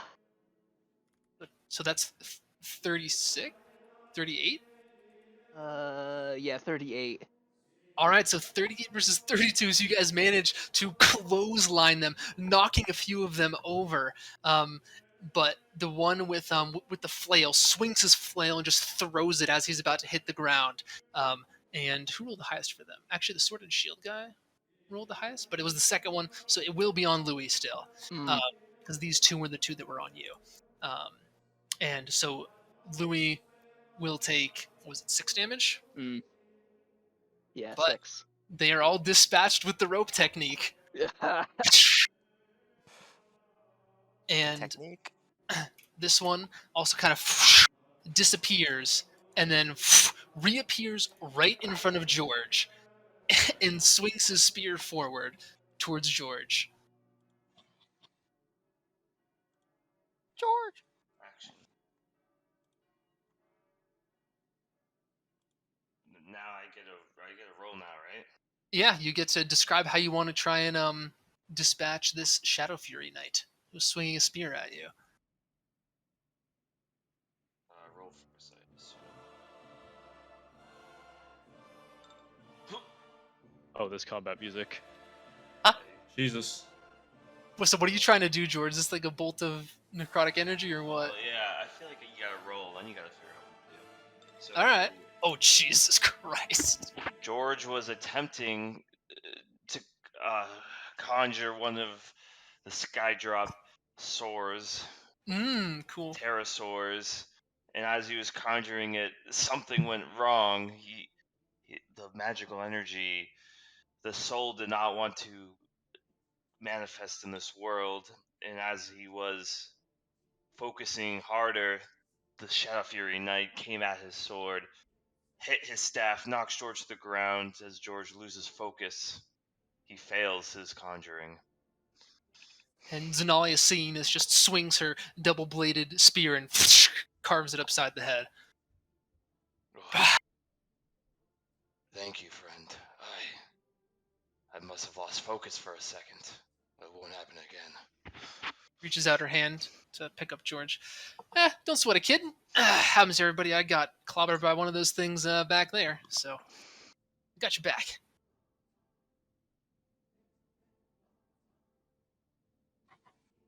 And looking around, everybody's still on edge, weapons clutched tightly. You see no other movement. Well, I guess they can only hear for so far. These ones weren't alerted by our earlier checking. I'll raise an eyebrow at the word checking. Or they were, Louis, and they were just farther away to begin with. I suppose that's it's also possible. Anyways, well, we just paid the cost to see what's in this granary, so we may as well actually see. All right. So, Louis, you have found a specialized loot structure, Ooh. and so you will get a bonus to your loot roll. Go ahead and make it. Ooh, okay. It's still the same loot roll down Yep, there. it is. Yep. Holy shit. What? What does that mean? Mythic. Holy shit. Value unknown? What is? Oh, Holy when the shit. Oh no, the DM went holy shit. Oh shit. I'm going holy shit because the I DM's mean- going holy shit. That wasn't supposed to happen this early on. Oh no, we broke it! You found the one ring. I mean, it obviously could have happened this early on. And that's the beauty of embracing randomness. Oh. No, Louis, rummaging around the silo, you go to the back where those broken crates are, and rifling through them, you find a bunch of kind of just like dusty cups and ceramic mugs, that some of which have been shattered. But amongst the rubble, there is a book, Ooh. leather bound, and kind of dusting off the cover, you can see the ancient's language inscribed all over the front. Correct. I can't read the ancient language, can I? Nope, it just the front of the book, it doesn't even look like it's like a title. It's just like the entire front of the book is just covered in ancient language from edge to edge, just Let's say, embossed into the leather. Hey, I found something in here besides all these like dusty old bags and stuff. It's this book. I don't know what it is. Maybe it's like a ledger. I don't know. Can anyone read ancient language script? No, no one can read it, not even Nolaselli. But Oh. it looks beautiful. Do you mind if I hold it? Sure. Yeah. Just like takes it very gingerly and runs her hands over the cover. The language of the ancients. The book could have been created by them. I mean, it must have been. No one else knows these characters unless they just guessed in its gibberish. Well, perhaps in the future we'll figure out some way to translate it.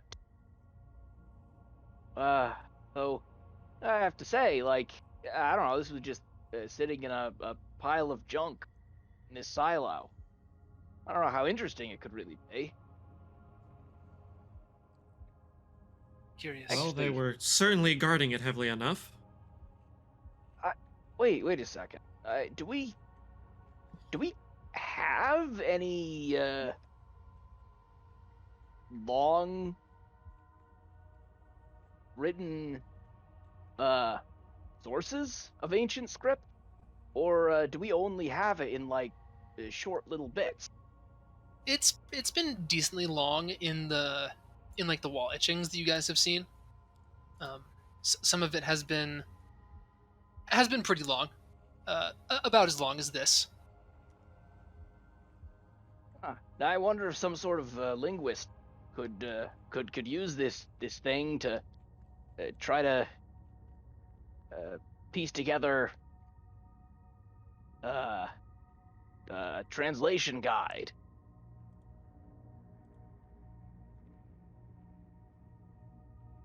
Well, who knows? Either way, For the it's moment, we can just keep it with us. very valuable. Good find. I hand it back Ancient to Louis. book. Okay. I have ancient book. I don't suppose there's any food in here that looks actually still edible. Nope. Okay. Well, that was interesting. I guess onwards to the blue building.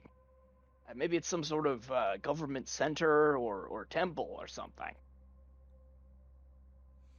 Yes, just to be sure, Louis. You didn't. You looked inside the book, yes? Oh.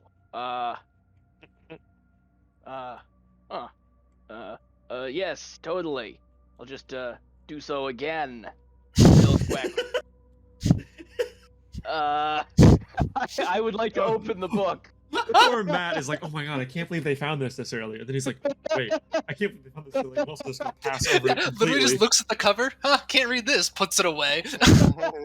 Consider this book judged. Yep, seriously. So, Louis, you open up the book, and you find blank pages throughout. About it's pretty short. It looks more like even like a short journal. Right. And it's completely blank on all the pages except for the inside cover, where in ink someone has written something in the Laselli language. Oh, the telly. Ooh, okay. Oh shit. Oh shit. And Knob, you're getting some pretty strong whiffs from this thing. Okay. Huh. That book. Tell me, what does it say?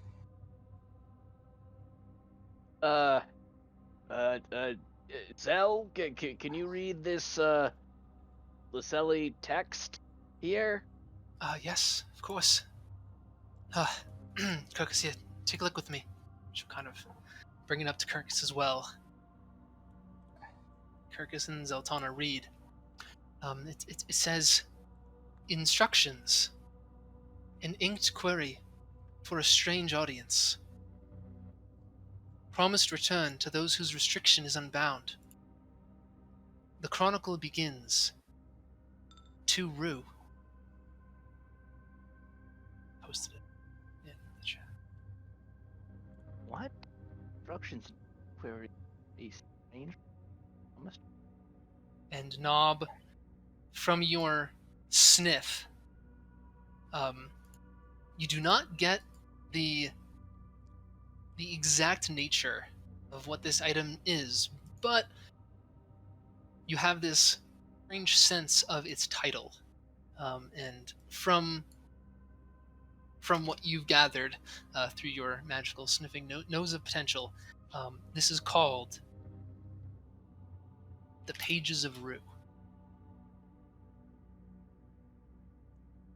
I will, at the ancient book, the pages of Rue.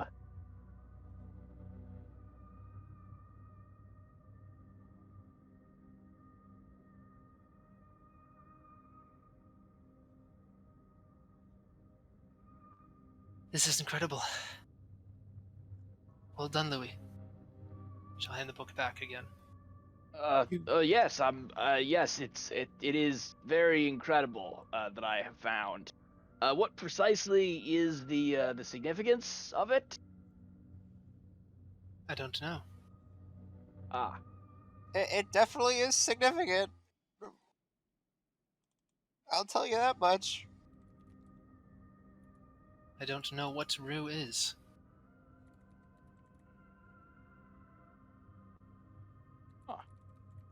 well, I'm certain that in the future we will find out. Be careful with that book, Louis. Don't get it wet. And don't write in it until we can further investigate. Okay? Must admit, I'm almost tempted to write in it myself. It says something about inking a query, but It does have those blank pages. Ah, I also wouldn't want to accidentally damage such a valuable artifact, so I'm a bit hesitant. yes. Well, if we're not certain how to make use of it, perhaps someone like Josiah could shed some light on its function.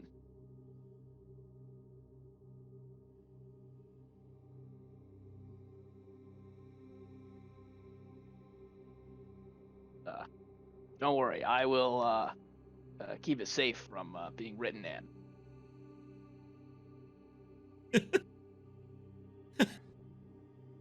Don't worry, while this journal's in my possession, nothing will get written in it. For sure, for sure.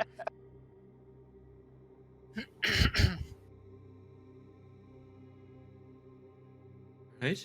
I suppose in the meantime. Oh.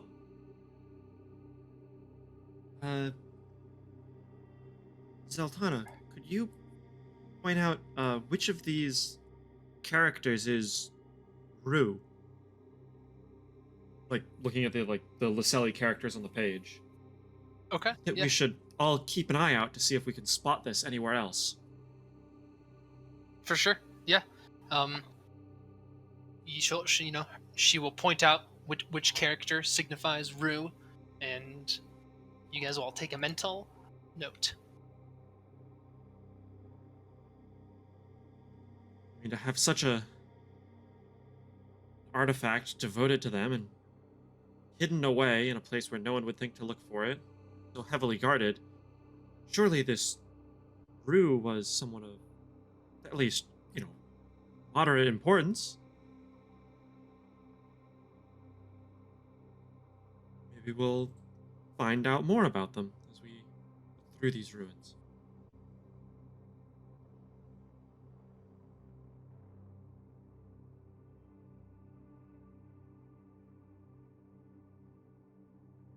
Yes, if we all keep our eye out, perhaps we'll see that name uh, written somewhere else. Again, Like- piecing together the puzzle. We roamed around on this beautiful balcony up here, and he Yeah. has a bookshelf up here, perhaps. A dictionary, maybe. Lenora's just been rummaging around as you guys have been looking at this book. Make a loot roll, Lenora. And Well, I actually haven't done this before. Where's the loot roll? in the campaign macros, it's the compass 1. And then you can also make a perception check. Wait, is our loot being Book. tracked individually or Yes, individually. Okay, so looking around, you see what maybe could be a bookshelf, but it doesn't have any books on it. Again, it kind of looks like it's been just like faceted to the wall and then left with nothing on it. Well, I I found classic another. mistake. Right What's there. that, Louis? Looking for books in a bookshelf rather than a pantry. I did find this crystal here in the bookshelf. A common item, perhaps, to keep on a shelf. It's much less interesting than the other crystals that we've found on this island, though. Maybe there was some sort of New Age person who preferred crystals over reading.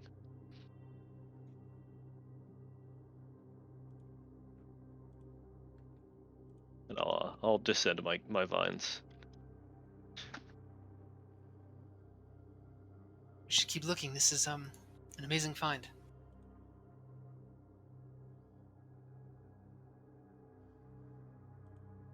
Gonna start walking towards the blue building. Once we've achieved full mastery over the civilization of the ancients, we will also master this island.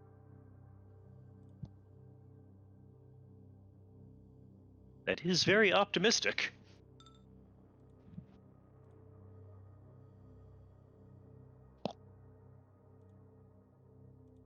You guys come to this building with the bright blue top, and looking inside, it looks like it actually has like a staircase that leads downward.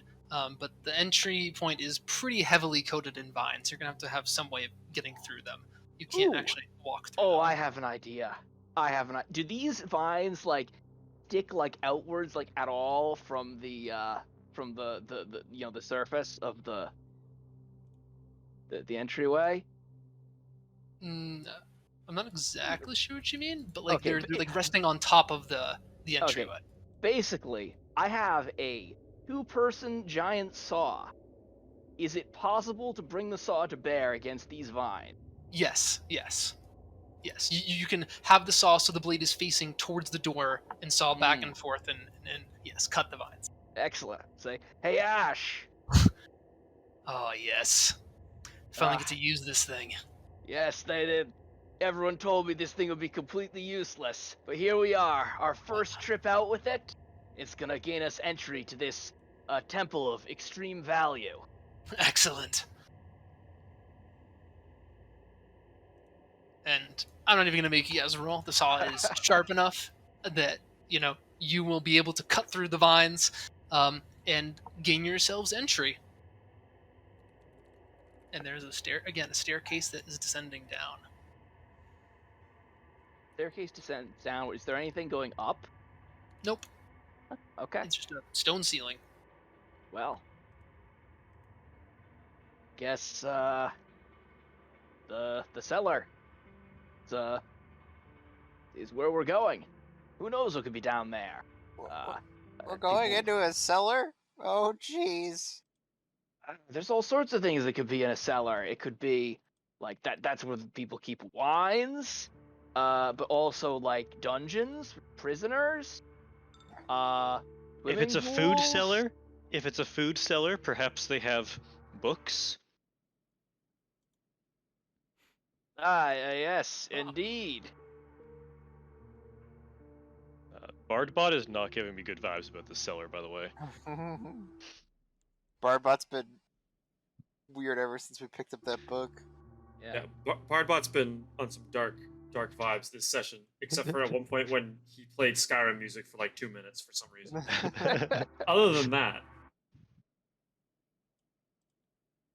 actually, while Matt's gone, I'm gonna go refill my water. Goodbye. I'd just like to say, like, this area is so cool. It reminds me of like my favorite areas in so many different settings, like the city of Alcus in the first Law. Yes. Or- Okay. Yeah, it definitely has those vibes. Yep. Mhm. Or Yeah, agreed. Leyndal in Elden Ring, Yeah. or the I don't remember the name of it, but like the old ruined capital in Path of Exile. All of them are like some of my favorite areas in the setting. So yeah, great. All right, so yeah, are you guys going down the stairs? I would like to go down the stairs. Yeah, with my dark vision. Yes, it is. It is very dark in here, so it's a good thing that you have that. Otherwise, you would not be able to see without a light source.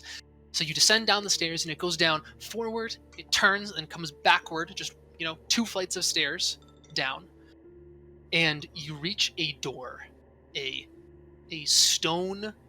Well, it's a stone like wall with just a metal frame that looks like a door, but it just looks like a wall with a metal frame faceted to it. And you can see some inscriptions on the sides, on each side of the frame, going vertically, that are written in the Laselli language. Wait, when you say frame, does frame like is it just the frame? Like It literally just looks like a frame. It just looks like someone took a like metal like frame that looks like an archway and just like banged it with a hammer into the stone wall. And then there's a Laselli language that flank each side that look like it's going vertically.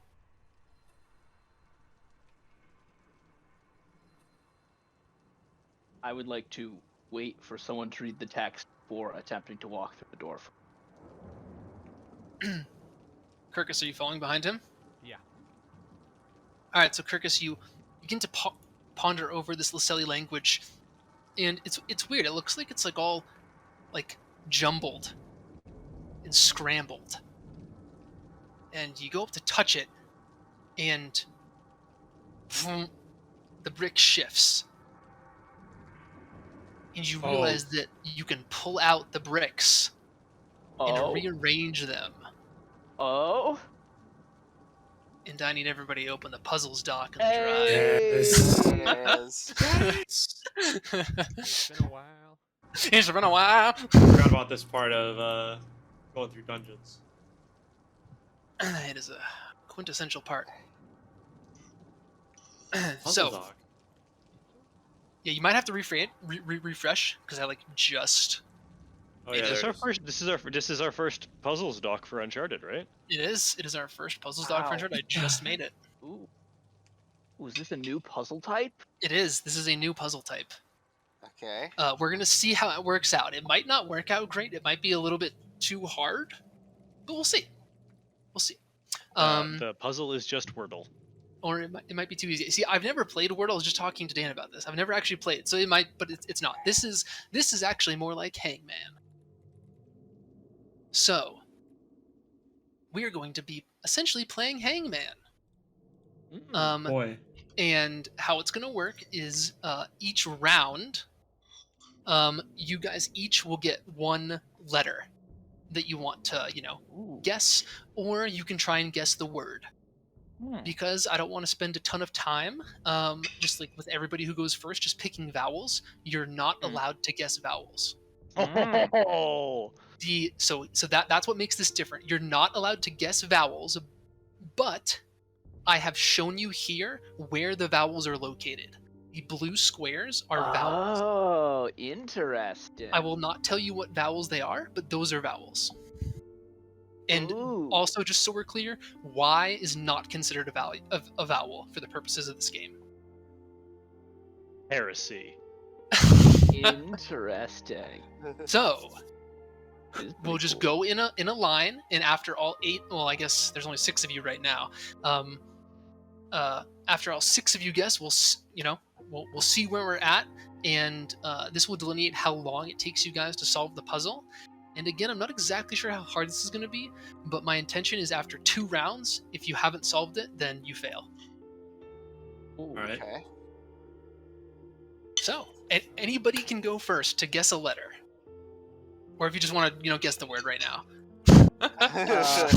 Well, I think the letter S is probably just objectively correct to guess first. So I'd like to do that.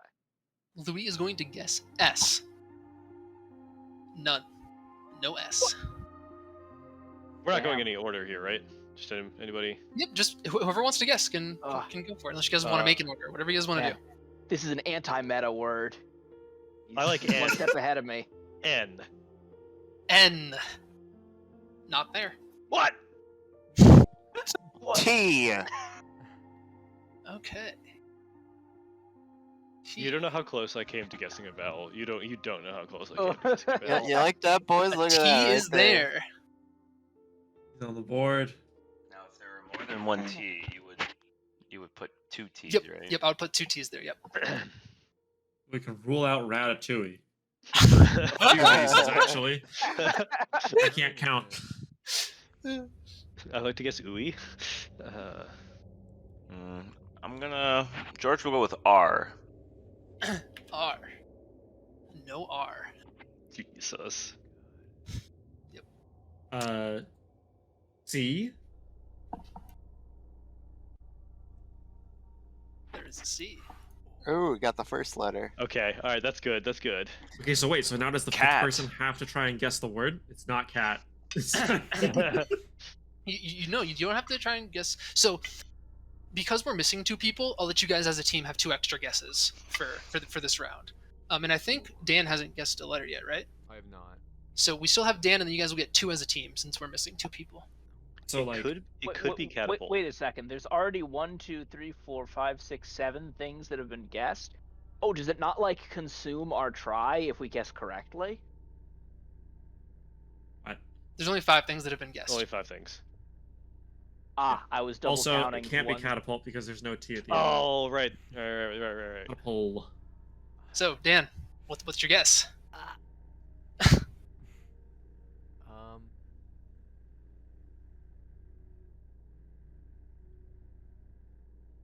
Man, we've taken the good ones.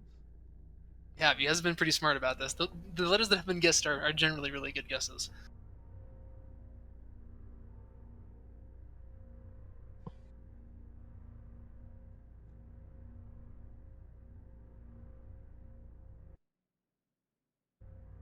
Guess something. D. Okay. There's no D. So you guys get 2 guesses as a team. So You know? N is one of the ones that was guessed. Huh. Ooh, this is tough. I can't. I'm not seeing any words here. All right, so we could start guessing again. You said Already Y guessed. is not a vowel. Correct. Y is not considered a vowel. I'd like to guess Y. Y is also not there. Wow. We have one more team guess. I was B. Before going. we move to round 2. B is in boy. Oh. Oh, we have 2 I- rounds before we have to guess the word. I'd like Yeah. to solve the puzzle. All right. Oh. Catacomb. Correct. Oh. Ooh, okay. Nice Add job. it. Nice job. That was the 9th guess, so it does take you guys a little bit of extra time. I'm tracking our time on the D tracking thing. Yeah, because we won with the first guess of round 2. Yep. I So we're gonna shanked say- it by guessing the Y. Knob was coming in on that perfect line. Yep. Well done, Knob. The answer is catacomb. So you guys arrange the blocks, putting them back in the correct order, and the stones disappear and lead into a small, about 10 foot by 10 foot room where you can pick 3 people who can each loot. Wait. Am I dumb? Should we have not gotten 2 C's in Catacomb? Oh, dumb. That's my bad. Okay. I am spelling Hey, it you right. got it anyways. Yep, that is my bad. I'm definitely gonna mess up with some of these, because I'm just human. Maybe with that unreliable narrator. Yep. Well, I had to check because I was like, is Catacombs with a K? You are absolutely right. There I definitely didn't- should have I been a didn't- second I C didn't there. know. K is for king. What an interesting word to pick for a puzzle. The catacomb. Now we're like we open up this room. I'm blind guessing the next word is going to be frogwog. By the way, I'm definitely looting. Yep, Nob should definitely be one of the people who Oh, gets to, since he solved the puzzle. Louis, you've got very good looting experience so it's far. I true. nominate you as the second looter. Okay. How many looters do we have? 3. Three total looters. Come loot. Come on. I was gonna say Wanna loot? Aurora's like tempted to go try and loot. She hasn't looted yet. Whoa! I've had poor looting, so you can go. Maybe you'll get better looting luck than me. Wait, the value roll and the rarity roll are different? Yep. Oh. Wait, that was a pretty good roll. Oh man. Okay. See table? Okay. I got a table, boys. All right. Let's go. Table number 18. No more eating on the Jesus. ground for us. Oh man. Okay, this is just what I get, honestly, for doing it this way. All right. Aurora, you find about 8 inches long with a solid black handle and a curved silver blade, a small dagger. Cool. And just from your passive magic sense, you can sense this is a magical dagger.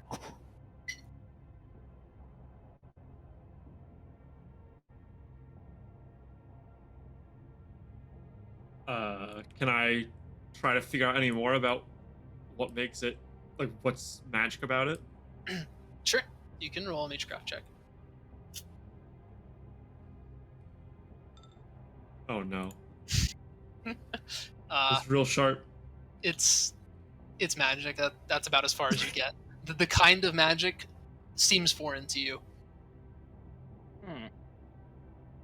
Could I found this mysterious magic dagger. Oh. It's magic.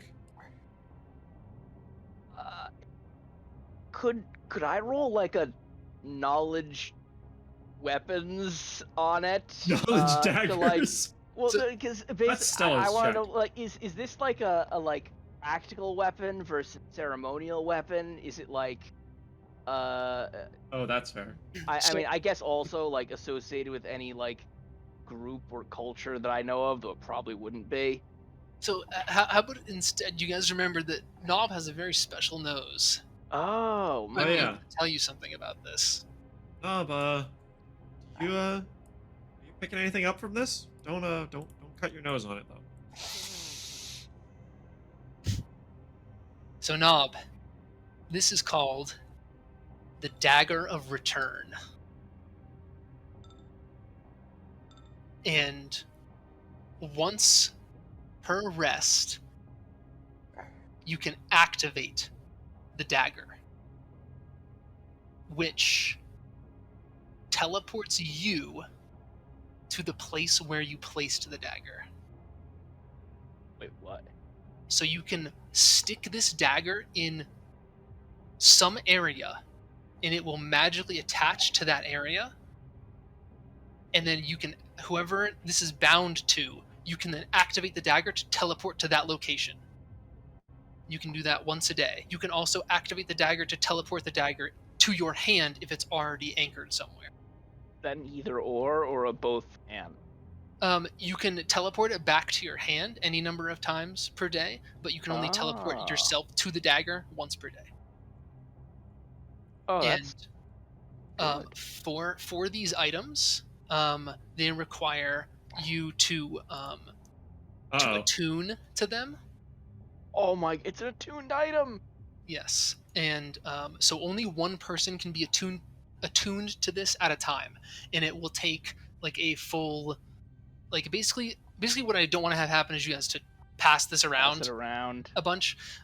So essentially, one person at the beginning of the day, this is going to be attuned to, and they will have it for that day. You can switch it after the day is over, but at the beginning of the day, whoever it's attuned to, it will be attuned to them for the day. Well, I can think of probably the ideal person to give a super badass magical enchanted dagger to, and he just walked in. Yep, welcome, Carlson. A quick question: would it be practical to throw this dagger and then just have it get summoned back to your hand? Yes, you could definitely do that. The dagger does 1d4 damage. Does any modifier get applied to that, or? We'll say it plus 100% power. So it's cool. Worse, like worse than a normal basic attack Yeah. by a little bit. Actually, we'll say 50% power because it's dagger. Okay, so it's a lot. This is like half of the damage of a basic attack. Yeah. You would really only do this if you really need like the range. Yeah. Oh, that makes sense. And Wait, you could throw the dagger and then teleport yourself to it? Yeah. Yeah. Oh, it's so cool. Oh, we Minato out here. Absolute pro strat right there. Wait, this is so good. In like you could throw the dagger and then like you if you're fighting someone they don't know whether you could just appear at the dagger whenever, but then if you decide you don't like its positioning, you just summon it back. Ah, it's so good. What's the range on reactivating the dagger to teleport to it? Essentially infinite. Oh my god. Wait, this is so good if you go scouting. You could leave this dagger at base camp and teleport back to base camp instantaneously if you want. Who wants to go to the bottom of the Yeah, wait, just canyon. throw it. Yeah, throw it down to the bottom of the canyon and then just. Yep, you could do that. I would have a very hard time getting back up though. That's so cool. You just need to wait one day. I'm gonna post this in the creatures channel. Cool, thank you. My notes on it, but unless anyone has any strong objections, I'm definitely handing this over to Stella. Does it get free attuned right now, or? Yes, whoever wants to start the attunement, if Stella takes it, she can use it. You can use it right now. Is the attunement something I help it do, or is it just something that just naturally happens? With kind of naturally happens. Yep, okay. you have to hold the dagger, and then once you infuse you kind of focus on the dagger and combine your magic with it, and then it will attune to you. Well done, guys. You got into the building, and you found a rare item. Let's go. Found an actual. We're looting, loot. Boys. It's real. Cool. Be careful with that thing. It's sharp. I'm definitely. I'll give this to an expert, and I'll give Stella the dagger. You can teleport with it. Have fun. She will kind of tuck it into her sash she's wearing. Cool. Not really worried about losing it. Yep, you definitely don't have to be worried about losing it. Okay. So you guys come back up the stairs and out of this building. You feel that it has been sufficiently searched. Wow, this city has been great. I mean, wandering around this island, we found a great wealth of rocks and trees, weird animals, but this place has real ancient artifacts crafted by experts, lost techniques.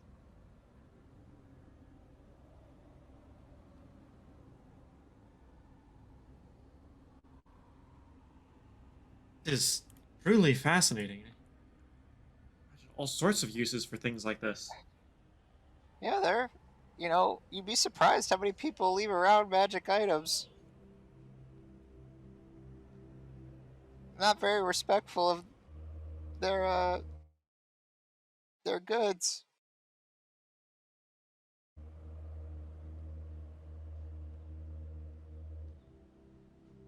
Uh, Well, I suppose we should keep moving forward. hey, Zenalia, look, there's some water over there. You like water, right? It looks like there is, my friend. Looks a little not crystal clear blue as I'm used to. And yeah, you can see that there's like a thin film of green on top of it. Like it's just been sitting there, kind of festering a bit for a while. But you do see some sunken buildings on the bottom. It's not opaque enough to completely obscure them.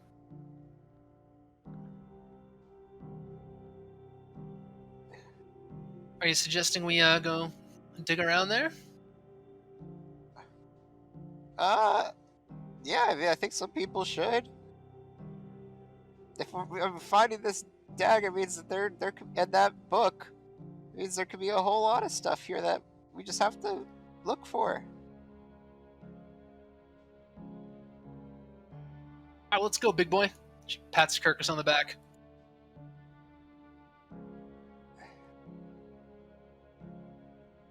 Sultana will also come because she also has the water breathing and water walking. Just be careful, you might get attacked underwater by those shadow monsters. Well, if we're underwater, they don't stand a chance against me. The rest of you might be screwed, but I'll be fine.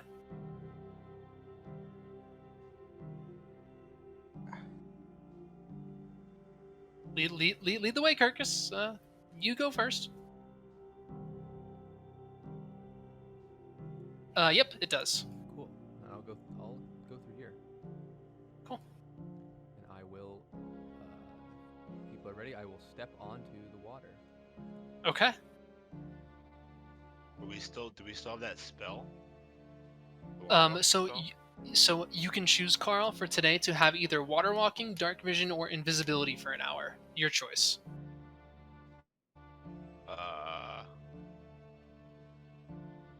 How much scouting have I been doing? Not a ton, but for this map you did.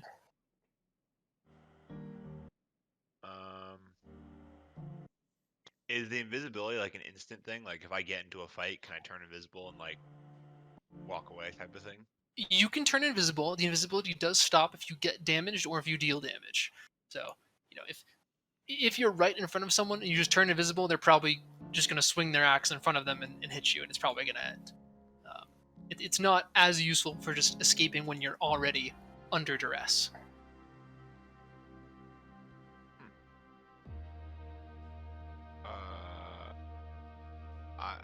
I'll take invisibility. Okay, yeah, that's what people were figuring you were going to take. That makes sense. Okay, so Kirkus, Zunalia, and Zeltana all walk out onto the water. I'm just gonna just climb on the tower so I get a view. Well, Oh, wait. I guess it's time, isn't it?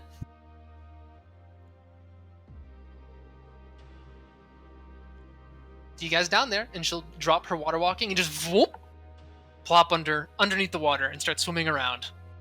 I will be keeping my eye out from atop this building. Okay.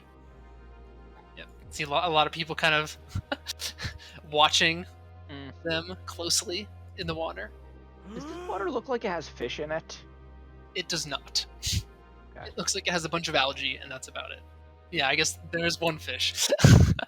but she's on your team. Yeah, All it's right. my fish. So Kirkus, you're looting around. Yeah, he's plunging. Okay. Diving. So go ahead and make a loot check, Kirkus.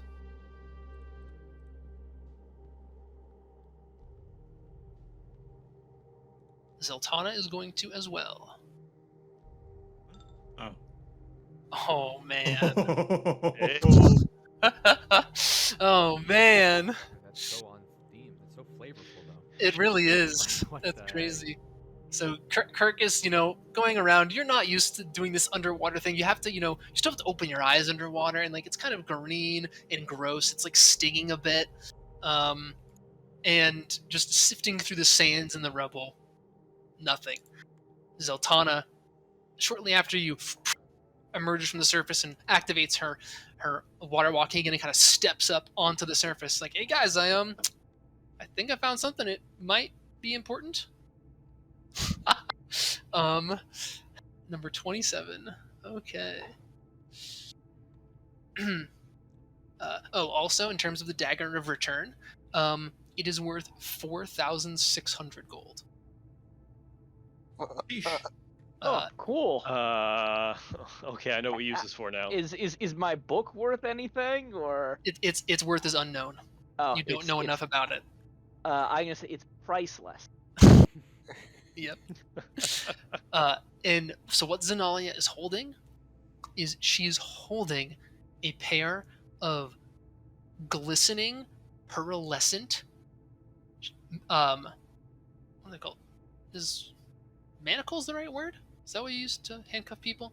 Yeah, those Yeah. are manacles. Yeah, yep. So glistening, pearlescent manacles. Looks like they're made of some white, shiny, pink and blue material.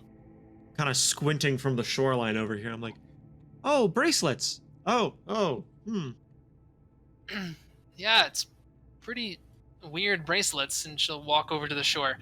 Hey, nose guy. Here you go. Oh, thanks.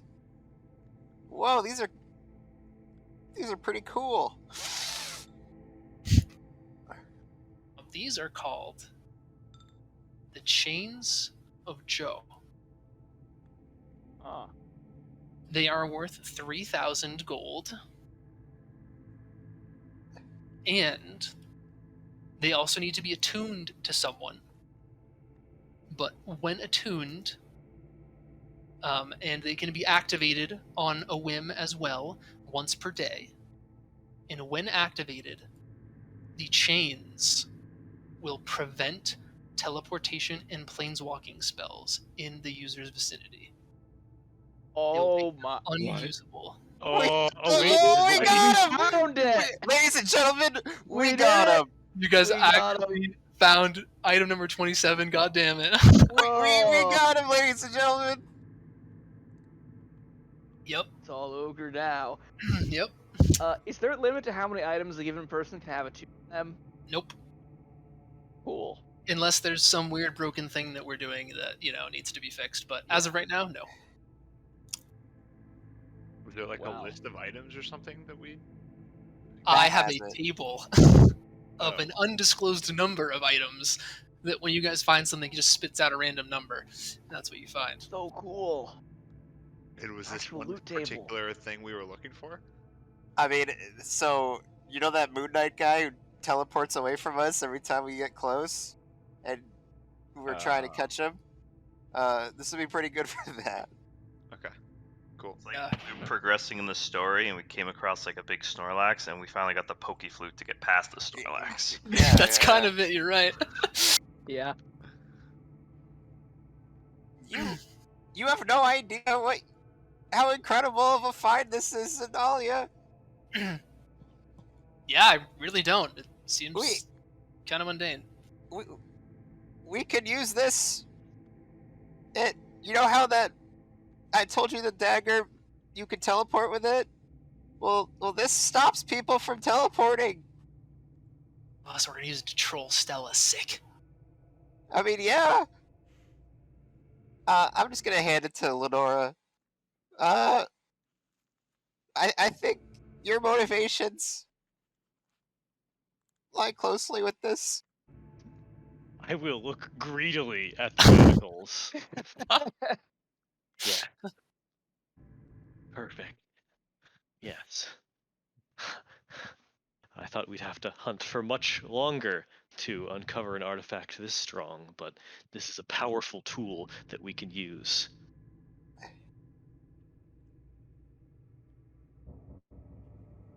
This Incredible. finally I'm- hunted, become the hunters. This entire city is just filled with potential. We have to go through every nook and cranny. Like that big building over there with it's gilded. I want to go there. What? It's got it looks like gold. Oh, the gold stripes? Yeah. Ooh, yeah. Oh, that looks good. So just as a check-in, so you guys know, it is currently 11:30 a.m. Just because it's good to keep track of that kind of thing. Yeah. So you are free to continue searching. It is 11:30 a.m. Just to be mindful.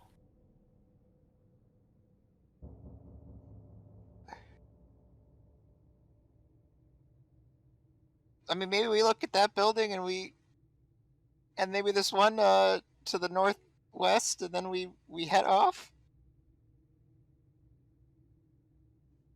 I'm very interested in all the buildings here, so yes, we should definitely check out that one. Yes, agreed. If there's gold on the outside of the building, who knows what will be on the inside? Hopefully, not shadows, but Hopefully not shadows. in all likelihood, shadows. So keep yourselves on alert.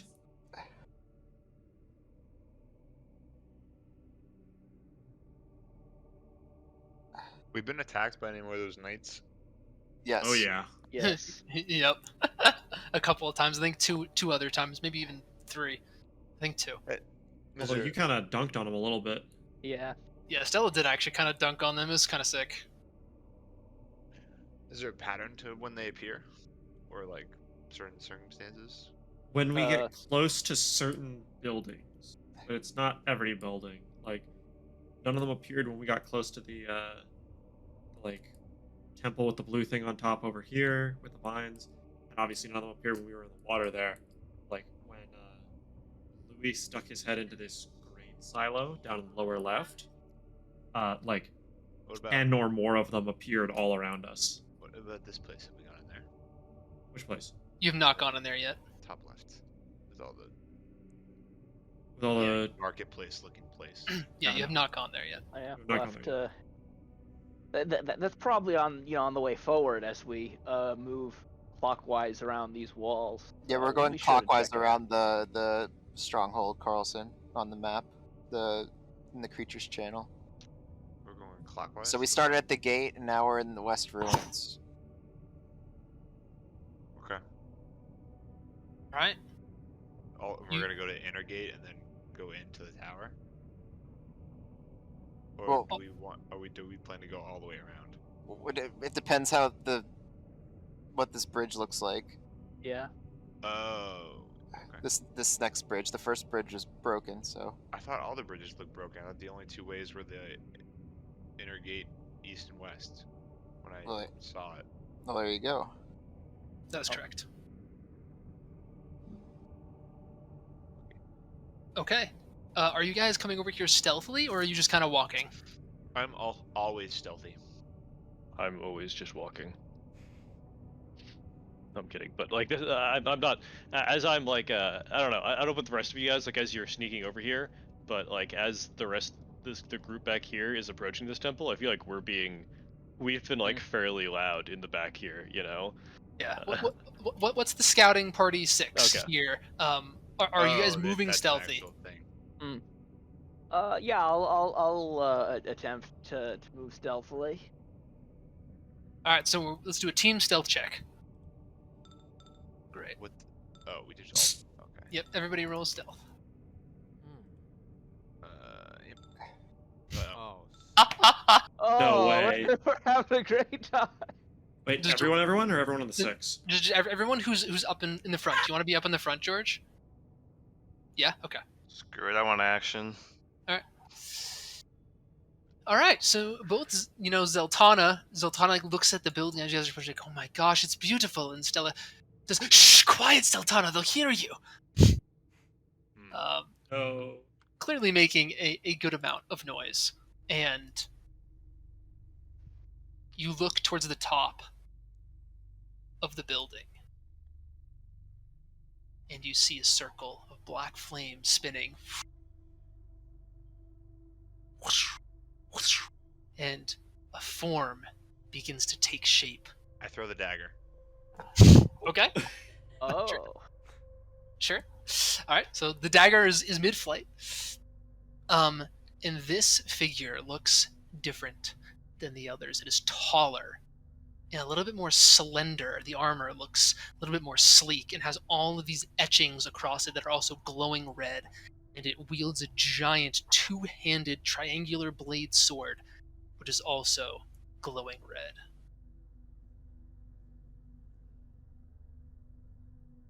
Oh, jeez. Ben, this guy looks like the guy from Solo Leveling. It is. Yes. Cool. When I was on Pinterest, tons of these images said solo leveling, and I was like, that must be an anime. No Fury It's, Conqueror? manga.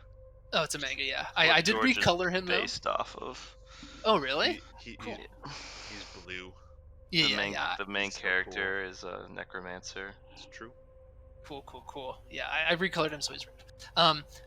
And he takes form and grabs onto his blade, turns it downwards, and jumps, and goes straight downwards into the ground, and Wait, does my dagger hit him before he gets to jump? make sleight of hand check. Wait, this dagger's just like Minato's dagger. I feel like this is a fairly common effect for magical items to have. Because it's such a good effect, you can do so much with that. Alright, nope, it does not. The dagger is now just floating in the air, as he is already down. And this blast of red energy emanates from where he lands, and he quickly takes his sword and swings it at Kirkus, and then at Ash, and then he disappears, reappears in front of Aurora, and takes another slash. And this is going to be a team combat power contest, where you all roll against him. When you say all, do you mean all the people who he slashed at, or All of the PCs? I'm not going to do it for the NPCs, but all of you PCs are going to make a skill check as you're all fighting him at once. And you can spend energy or not, but you guys have to do your thing before he rolls. Okay, What well, does And then, energy do? Spend once an you roll energy, you roll twice.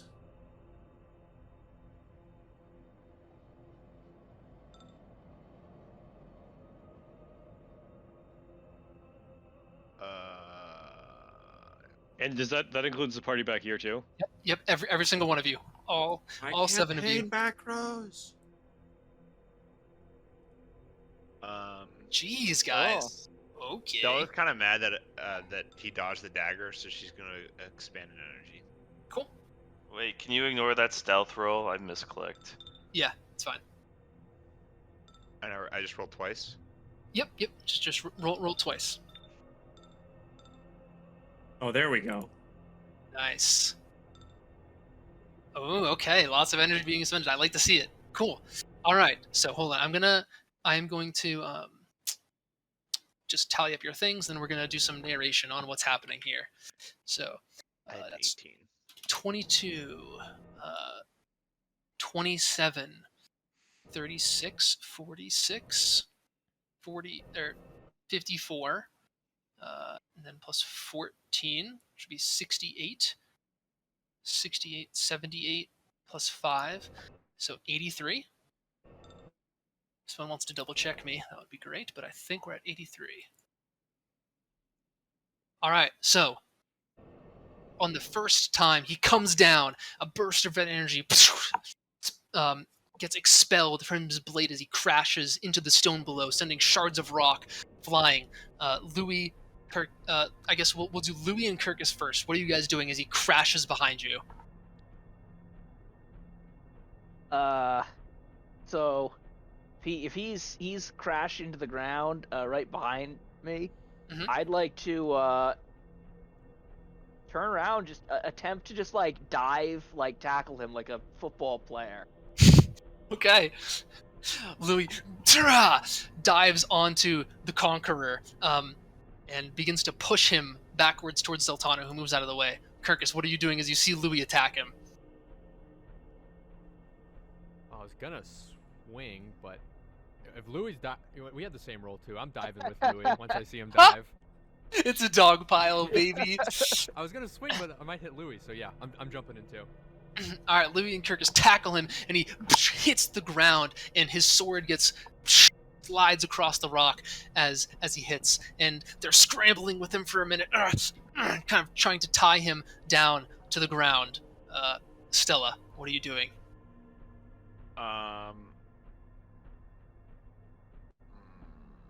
I'm gonna throw my normal dagger.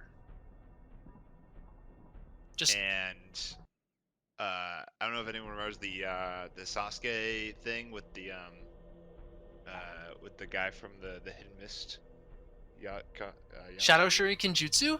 Yes. Please How describe magic- this effect.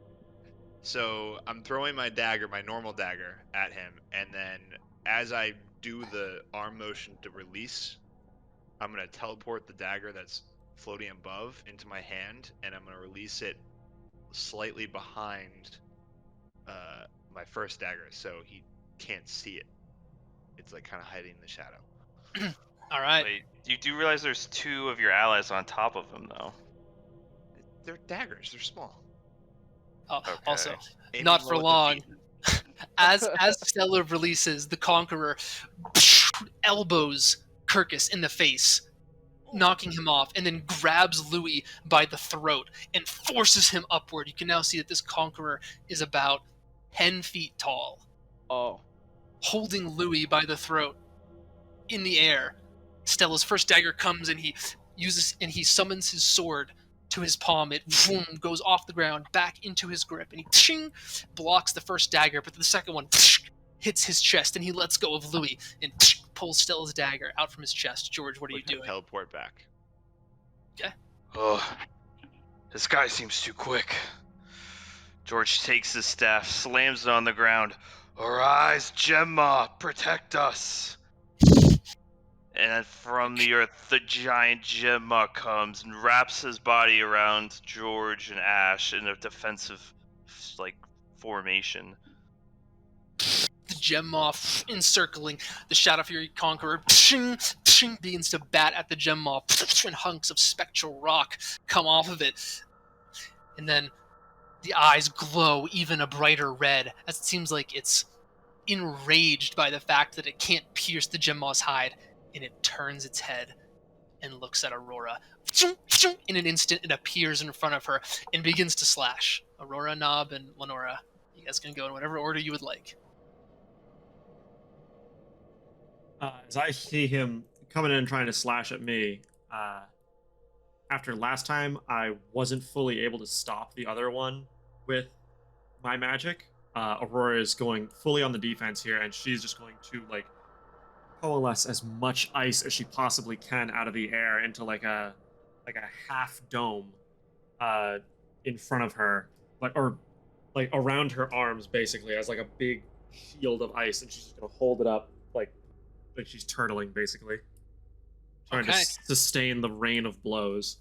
And his sword cracks into the ice, and you can see the bubble breaks a little bit. There's a little bit of a crack forming, but it is not completely broken. He takes a step back and then drags his blade on the ground, and as he swings it upward, a blade of black and red energy comes flying towards Aurora and shatters the bubble and knocks her into the wall behind her.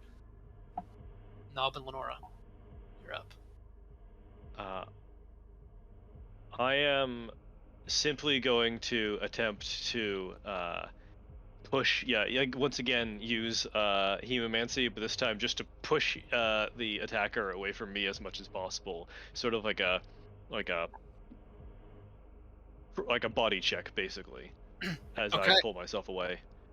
Yeah, he like lunges forwards towards Lenora, and as he does, he stops midair, struggling a bit under the effects of the hemomancy. And as he's suspended, Knob, what are you doing? Charge! We're gonna have Wilbert headbutt him. Bonk! Wilbert goes and just bonks his shoe. All right, I'm now gonna roll for him. Oh, so that makes it 84, actually. 84. The difference maker. All right. So this is going to be distributed between Louis, Kirkus, and Aurora, which is a total of 20 damage. So we'll take 7. You will take 7, and Aurora will take 6. And then who rolled the highest? Lenora has 15 between her 2 rolls. Stella has 18. Stella's a beast. All right, Stella is the highest because she had 2 rolls and she's a total of 18. So the Shadow Fury Conqueror eventually breaks free of Lenora's hemomancy, and after he sees this goat and cart right up next to his shoe, lifts his blade, spins it around so it's facing downward, and is about to thrust down. Stella, you get the killing blow. How would you like to administer it? Wait, so He's like hovering over Knob, about to slam his sword downwards into Knob in the cart.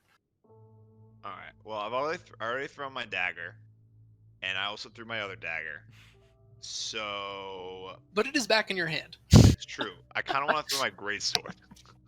Do whatever you want, man. Yeah. I don't know if that's physically possible. Is the question. You tell me, man. Two-handed, just launch that thing. You can also move towards him. Like, don't feel like you're stuck to that positioning too. If you want to rush him. Okay. In that Yeah. case, Stella's gonna take out the greatsword and kind of hold it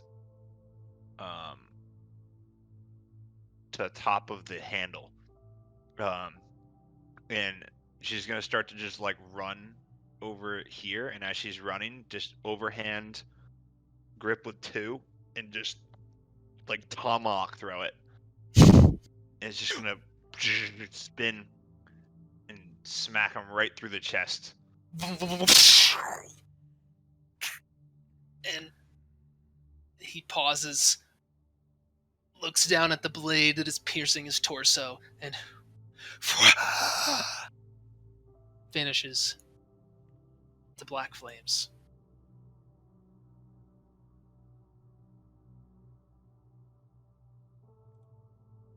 Well, that was unexpected.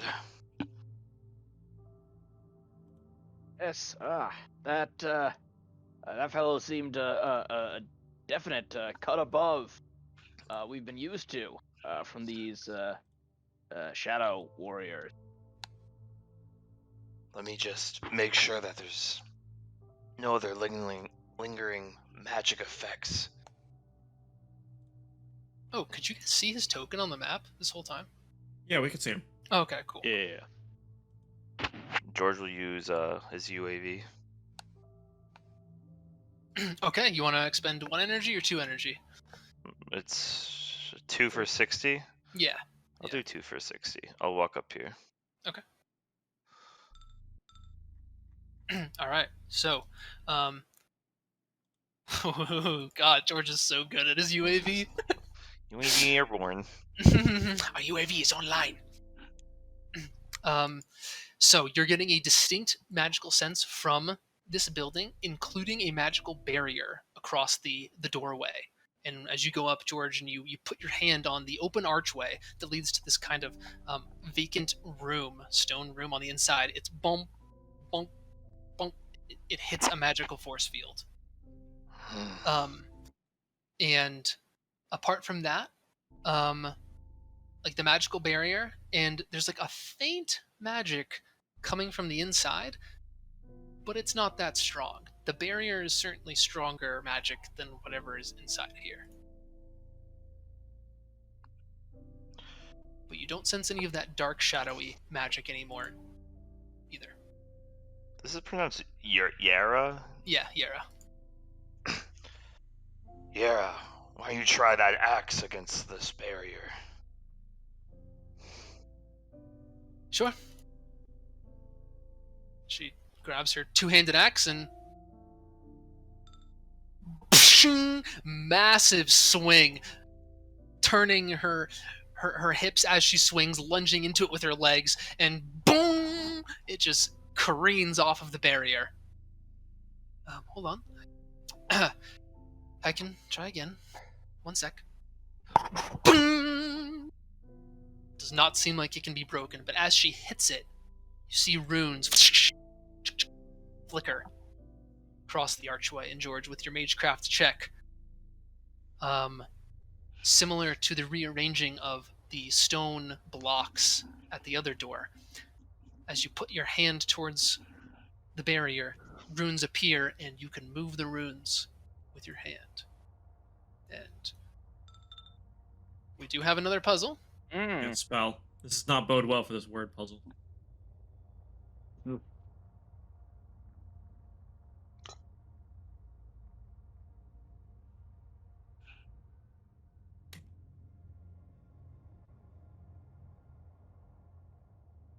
One of these again. Hangman. So you weren't here for this, Carl, but we're essentially playing Hangman, where you each get to guess a letter, or you get to solve the puzzle on your turn, which taking turns kind of like as we please. The only thing is you cannot guess vowels, but I have shown you where the vowels are in the word, which are the blue squares. Okay.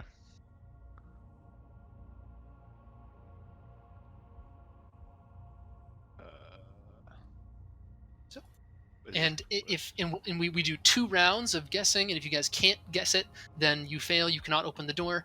After the first round, it just takes you longer. It just is expending more time to get in here. So, whoever wants to go first can start guessing. N. Okay, N. All of the white spaces are N's. There. I mean, There is an banana. N. There's an N. Oh, interesting place for that N. What the? But good hit. Good hit. There's only one N, just to confirm. I know, right? Where's the trust? Where's the trust? No, because if there's a second N there, maybe, I don't know, but...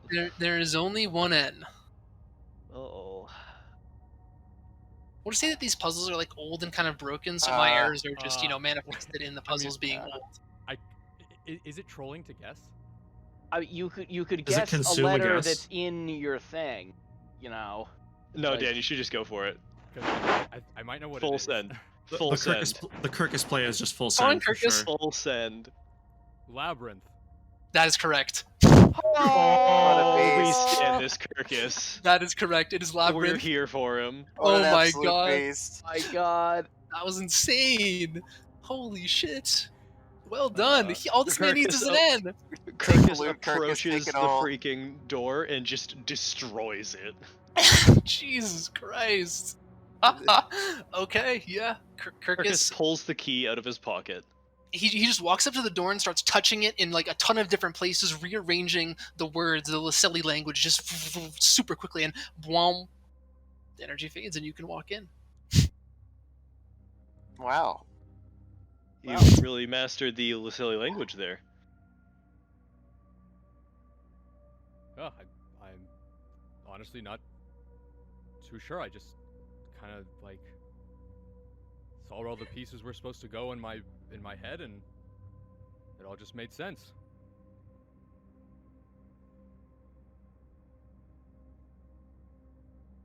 Man, I thought I was going to trip you guys up by having a Y in there, and they're like, oh, we're not going to guess Y again. It didn't work the first time. Jeez. So, Didn't even need it. you walk in, and it is a giant open area, just stone tile.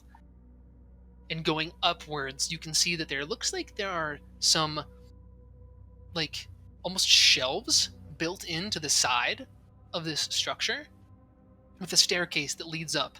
And the staircase leads up to a level, and then it kind of levels out, and then there are like a bunch of shelves and like cabinets almost. And then the stairs go up and it leads to another level. So it's like up, and then a bunch of cabinets, and then stairs up, and like a bunch of other cabinets. But you don't see anything besides that. It looks fairly empty besides all these like drawers. And you guys can go ahead and do 4 loots for this. One of which should go to Kirkus, probably. I say Kirkus gets them all. Nah, Kirk will take the first one. He walks in. He's like, that door. I felt that door, you know? And I feel that corner right there. That's got something valuable.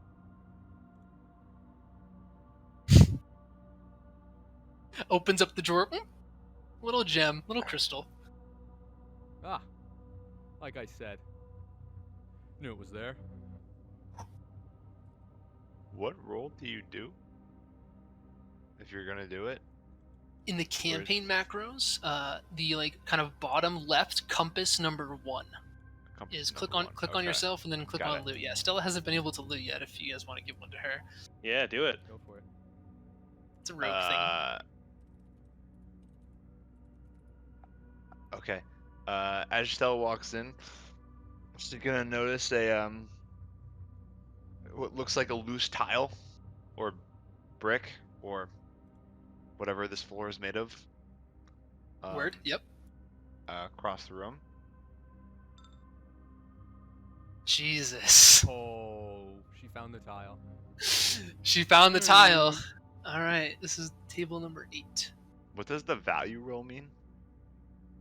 It's like how much money it's worth, and like the value roll is a D10, and so the higher you roll on the value roll, the more money it's worth. So like Kirkus rolled a 3 on his value roll, so the gold worth was only 35. If you rolled an 8, it would have been higher, even though he would have gotten the same item. It would have been like a bigger piece of rock of crystal.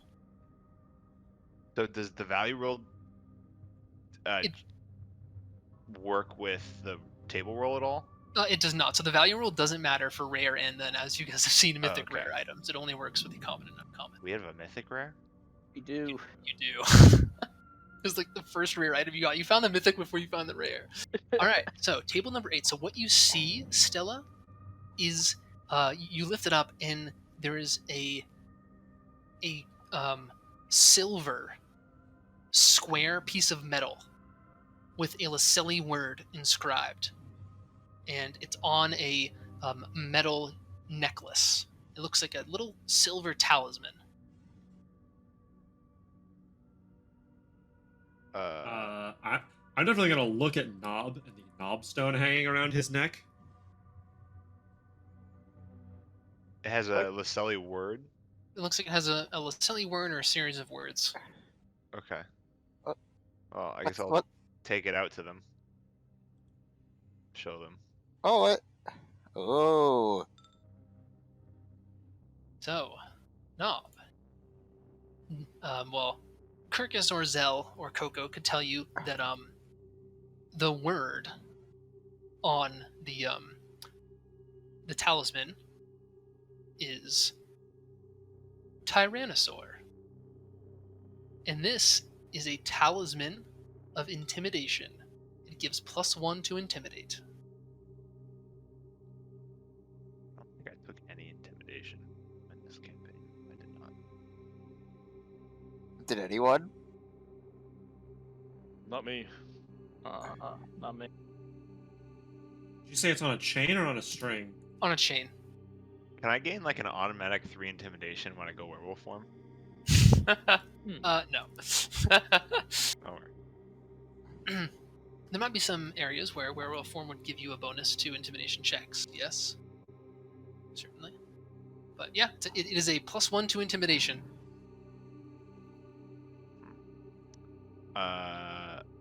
Does anyone want to be intimidating? She looks around the group. I mean, I could probably make use of that.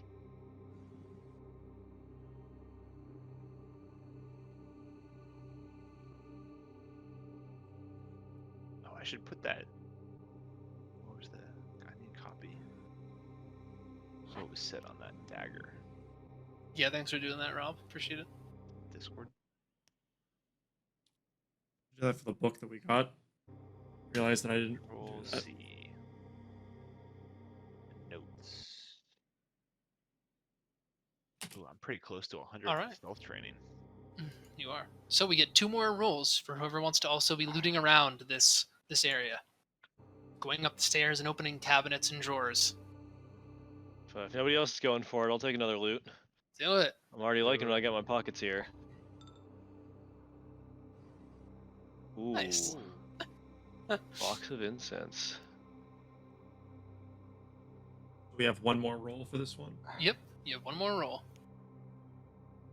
Do it, Aurora. Let's go. I was gonna say I'll do it. Reverse good luck so far. Aurora loves the looting.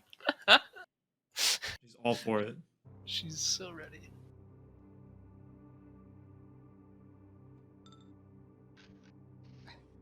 Oh, she's still stoked.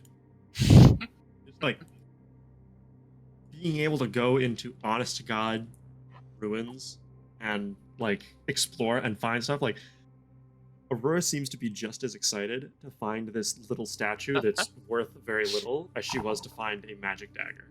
Once you travel hundreds of miles in a blink of an eye.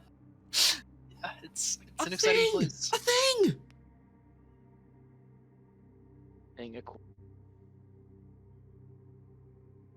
All right. Carved in the likeness of Kirk somehow.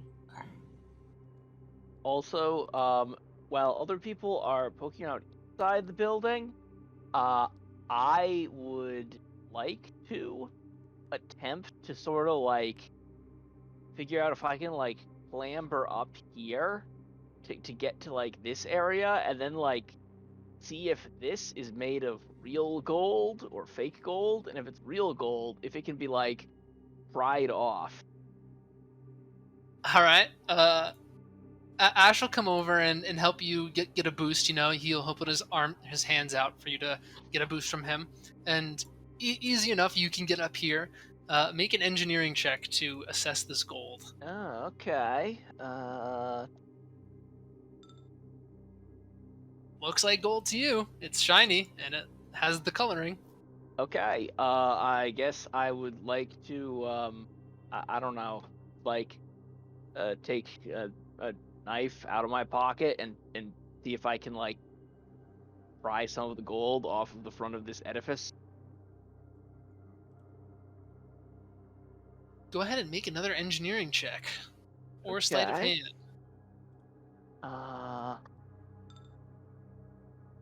Kind of take dagger to it, and it's coming off, but in very small amounts. You're basically just getting a bunch of gold flakes. It looks like the layer of gold is rather thin. Okay. I will stick them in like, I don't know, like a little like empty bottle or something that I have, but I'll give up. Sure. Make sure it's air sealed, or else Wilbert might be going through your pockets at night. Yeah, after I'll give up like after getting just like a thin layer of flakes at the bottom, and I will go ahead and show this to Knob and say, Knob, is this even actual gold? Either way, you can have it. Knob will take a flake and put it up to Wilbert's face.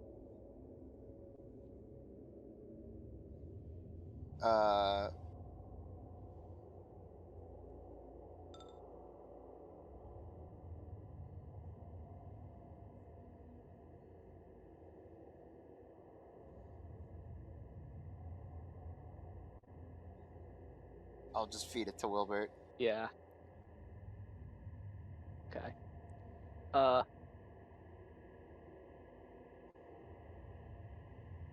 So has anyone does anyone else have interest in that intimidate charm?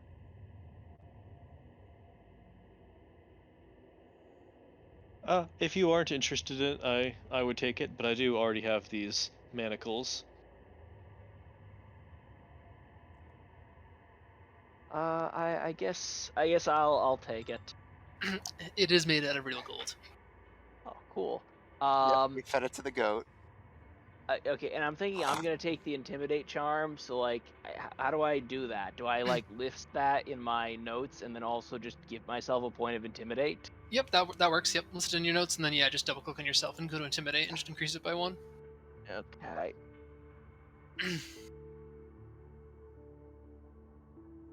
Well, with that, we could cross this bridge and keep moving forward. I think we've seen all the fancy looking buildings around here. Except for that last one up northwest.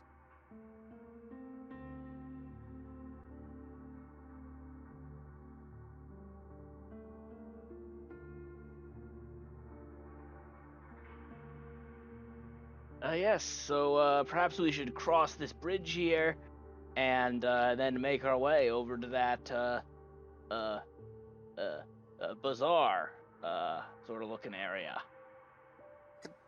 It does look strange, doesn't it? Someone check the bridge and make sure it's not going to collapse. Well, if it does, I'll be able to walk on the water below. Yes, Guess Curtis that and I makes can sense. lead. Doug's gonna be a little scared. As she looks at the bridge. So now I was going to be like, I'm not taking any chances, and just starts walking on the water. Seems fair. Alright. I'll go about halfway. How's it feel? How's the structure? Make an engineering check, Curtis. Yeah. How do my feet feel? I think I have like -2 engineering.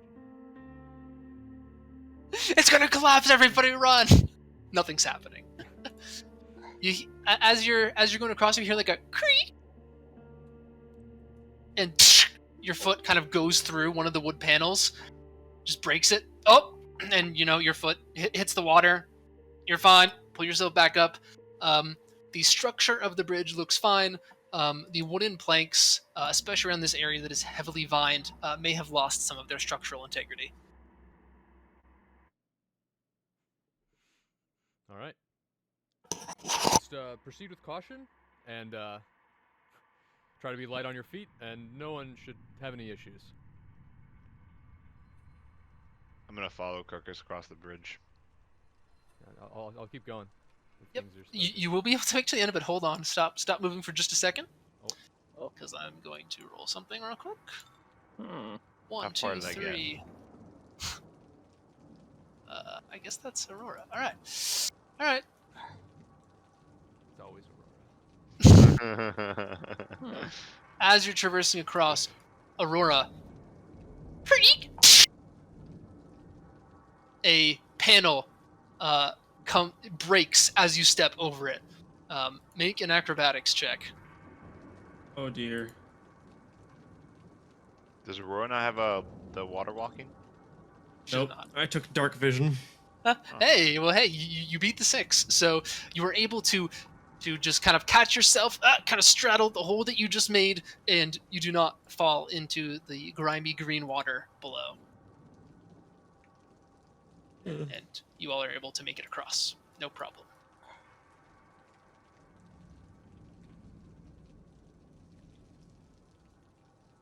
I take back everything that I said about water walking maybe not being useful today. If I didn't say anything, then I take back everything that I thought. And you can see that Kirkus and Zoltana are dripping wet now. All their clothes soaked in this green water, whereas Zenalia, she has what looks like cloth, like garments on, like kind of like this like cloth pants that she's wearing, and it's completely dry, and the water is just like running over her skin and water. Like everything she's wearing is completely waterproof. I'm gonna ask, so Zanalia, I notice your clothing isn't wet, even though you just swam. Is that some sort of enchantment, or is that a property of the material itself? Oh yeah, it's it's property of the material itself. It's made from some special seaweed down in the reefs. Oh. Interesting. Well, I imagine that would be very helpful. Aquatic type visual. Like pretty necessary. I mean, all your like leathers and cottons. I mean that. God, so gross when it gets wet.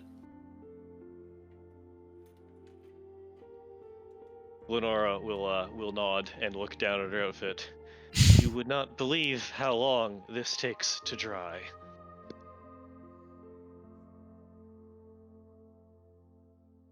Especially the boots, am I right? Sorry, I tried to laugh while actually coughing in real life, and that was a really gross sound. All right, so we're making our way to the marketplace area. Are we going stealthily, or are we just trekking along? And who's in the front and who's in the back? Right now, I've organized a front and a back based on what we've done, but feel free to arrange yourselves. If you want to switch groups or whatever. Barbot's making me sleepy here. Yeah, I was actually just gonna say the same thing. It's like I'm getting lulled to sleep by this Barbot. Don't make me put something more spooky in here. Honestly, Aurora just found some treasure. She's feeling it. She's going up front line. I found the medallion, and I'm pumped.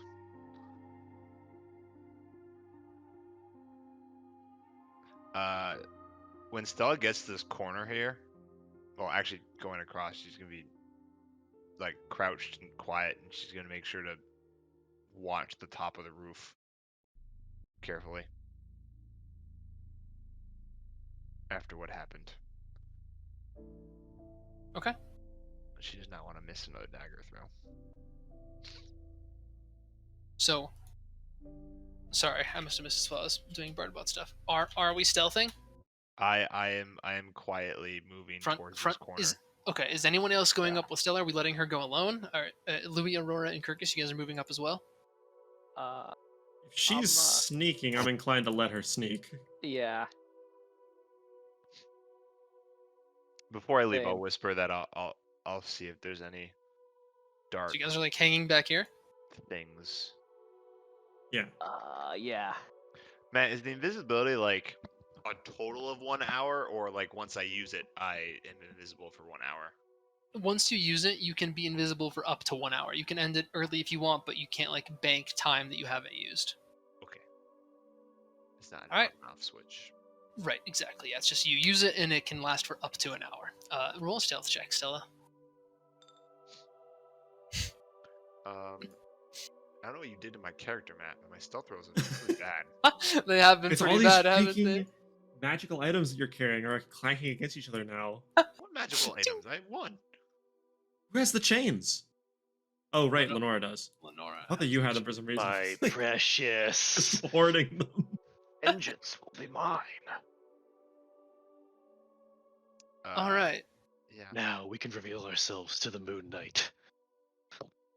Stella, as she approaches, kind of coming over to the marketplace area, puts her hand on this wall here to try and be stealthy. I'm watching the high ground. Yep. Very carefully. Watching the high ground, and this pillar just collapses. Some stones fall down and crumble on the ground, and you see Stella. Some of those black, shadowy circles begin to form on the ground, and I was gonna say I jumped back instinctively once the noise happened, but okay, so I'm I mean, Yeah. regardless of if you're jumping back or not, if you want to be back, I that's will. totally fine. Yep. the noise is gonna happen. I'm gonna kind of get startled and kind of leap back a little bit. Where are the shadowy things? And more shadowy things are going to appear. Oh. When I hear the loud noise, I would like to begin moving forwards, advancing to reinforce Stella. Yep. Sure. Yeah. Yeah, we'll say that you guys get to, you advance to about here. Starting to run, but they're gonna get some attacks off on her first. So this one is going to thrust its spear at you, Stella. I kill her first. Kill them first. Sure, you definitely could. And this one's gonna jump down with its flail, and so is this one. So, and then this sword and shield one's also going to attack. So you will have 4 units who are attempting to attack you in this first round. Oh. Is there How any does way that my I can do I try roll- to do I roll snipe one of them combat from all the way roll? back here? Ooh. Aurora, go ahead and roll Done. a perception check. Do I get to roll combat for all of them or just one? Oh my god. So you will get to roll combat one time. You can expend however much energy you want, but you will get to roll combat one time for these 4 because you can't fight them all at once. They're all coming at you at once. But I can lose like 4 energy to hit, or 3 energy to hit all 4 of these. Yeah, if you want to use 3 energy, you can roll 4 times. Okay. Combat overdrive.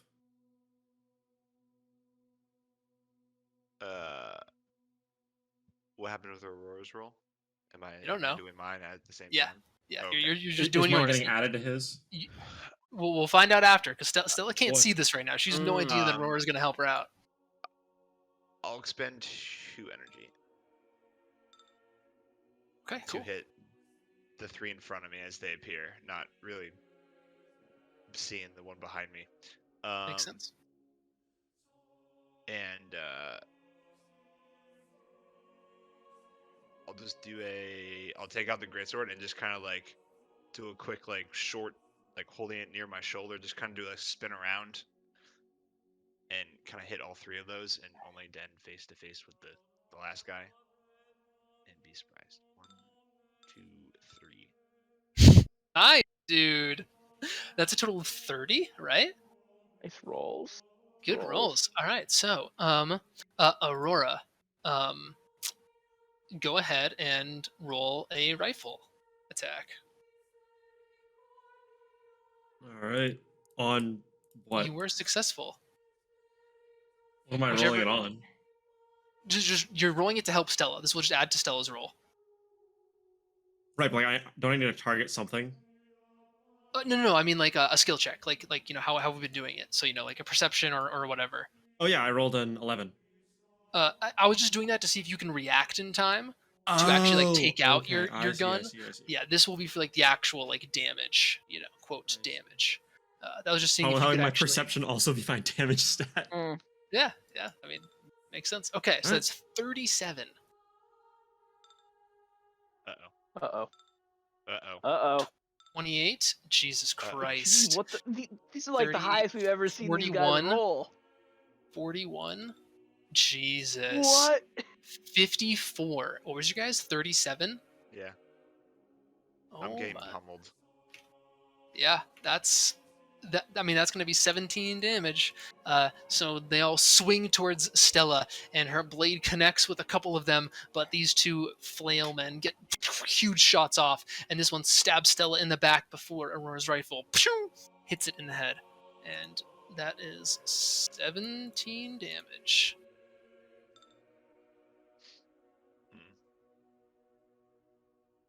All right, but at this point, the other shadows are going to move forward, and so can the rest of your party. So you guys can go ahead and move into position as you see the shadows rushing at Stella.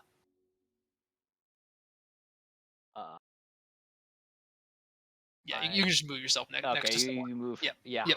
I'm just barreling towards these guys full tilt. Stella's gonna leap over this wall over here. Sure, yeah, for sure. And kind of. I'm running up and. Can the back team get like far enough up? Can I only move like 30 feet? No, we can get up there. All right. You guys can just get in range. We're gonna do it kind of freeform. Just go ahead, get in range. Put yourself basically wherever you would want to be. It's cool. Yep. This is more about the narrative, rules and stuff. Okay. So up top, This Shadow Fury Knight is going to take its spear and do a slashing motion in front of Nob and Kirkus. You two can roll together to battle this guy.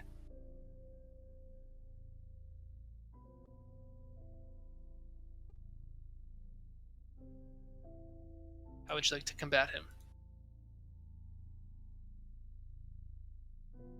James, Dan, are you here? Yeah. Shine your lantern.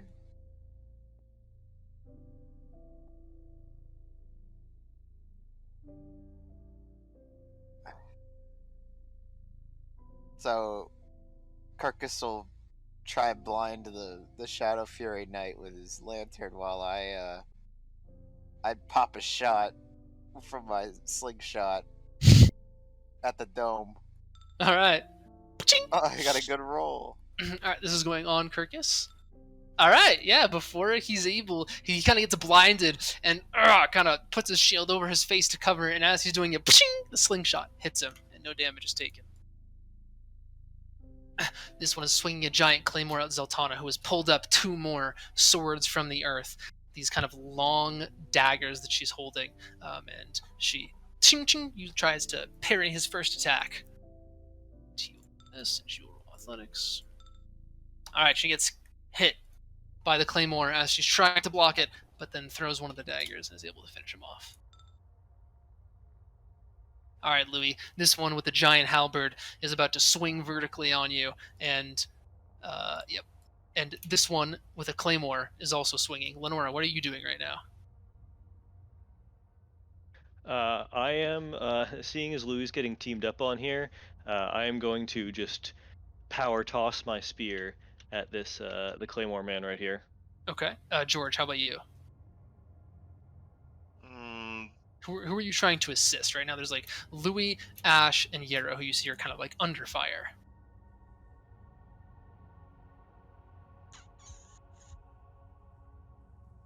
let's go with Ash. Okay.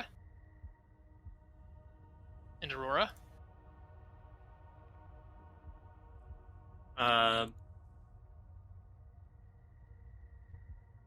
Yeah, I mean, what Aurora really wants to do would be to try to patch up Stella. She just got ravaged, but I don't know if I can do that right now or if it's more trying to defeat the shadows specifically. Yeah, we're not going to do like healing spells with this because I feel like that's kind of, Yeah, I get a little out of hand. Yeah, I'm gonna be trying to help. What we can say is you can heal Stella, and then kind of that will manifest by Stella like jumping in and helping Ash. So you can like kind of technically help Ash, but like flavor wise, you're healing Stella, but in reality, No, I'll heal Louis then, or like Okay. assist Louis. Okay, cool. He is in there. Yep, it can flavor wise manifest as healing, but in game it will manifest as just I mean, it's kind of technically healing, right? You're preventing damage from happening. Yeah. All right, so let's get Louis, Lenora, and Aurora all rolling against these two. I would I- like to roll? attempt just a big ol' like cross block against these 2 weapons. Cool.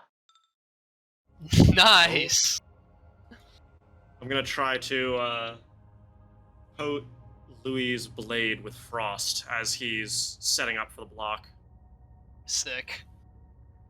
Do I roll again, Matt? No. That was just a kind of a hypothetical thing, but we're not there. All right. 29. Oh, jeez. Wow. Oh. Wait, have we Yeah, ever it's seen an steroids, 18 okay. out of these guys before? I don't think you have. I think that's the highest roll we've seen. So Louis manages to Highest block rolls I have. both of the halberd and the claymores. They swing down, frost swirling around his sword, and just barely the halberd nicks Louis in the shoulder before Lenora. Are you throwing something? Yeah, I'm Your throwing my spear, right? spear. Yeah. I'm throwing my Okay, spear. cool, yeah. Before Lenora hucks a spear straight through the helm of the Claymore man, which gives Louis the opportunity to overcome the halberd and swing his sword and defeat that one. And Louis will take 1 damage. All right, Ash, takes out his blade and is just crashing it into the shield of this knight. George, you said you're assisting him? Yeah. And yeah, I'm assisting. Oh, I rolled 2. yep. Okay, Nice. what is Ash doing? I'll try to. He's layer like just in. swinging his sword and he's just like bashing this guy's shield. Like he has a shield up and Ash is just like boom, boom, bashing the shield over and over again. Trying to not give him an opportunity to go on the offensive. Watching that scene from Troy, the quote unquote duel between Menelaus and Paris. Oh yeah. I think George will respect the 1v1, but do a little incantation without Ash or the knight noticing, and give Ash a big steroid of strength. Nice. Ash just starts speeding up his hits. You can see the shield. This guy's getting pushed back and back and back before the shield shatters and Ash's sword cleaves through him, a faint glow of purple energy around the edge of the blade. And Ash just whispers, or says to himself, "God damn, I'm strong." George will just. You see that, grin. Luke?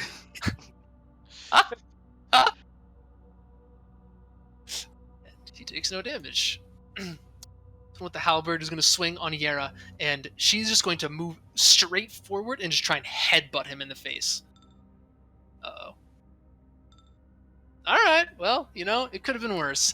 Just headbutts his skull, but does take some damage because even those things are kind of shadowy, like they feel like real metal and like real weapons before they evaporate. And the shadows are dispatched.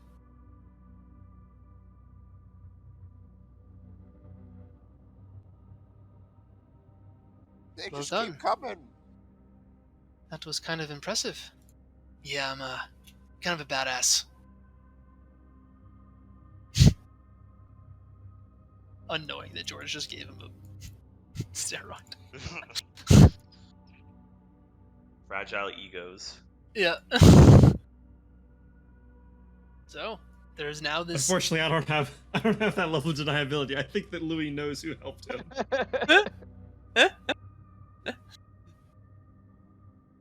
Oh God. I would like to try another roll. Are you guys trying to investigate this place to try and see what's in here?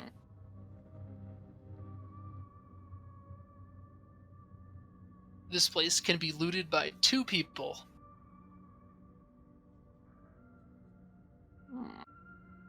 There's 2 loot rolls in it. Who did really well in that combat? I lost It wasn't half my me. HP. I mean, Louis hit the 13. Yeah. I fought 2 of them. This is true. Stella's already in there. yeah, you guys can use your loot.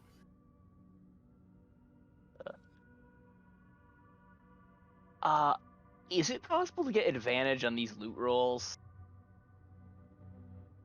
It is possible, but more likely you would get like a bonus to them in some fashion.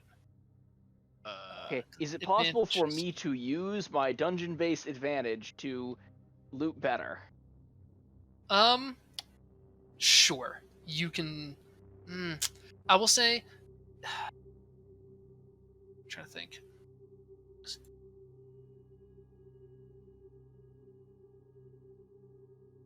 Sure. I will let you do that. You can, yeah. You can do that.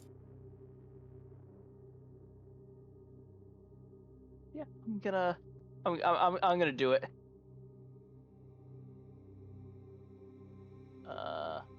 God, what do I?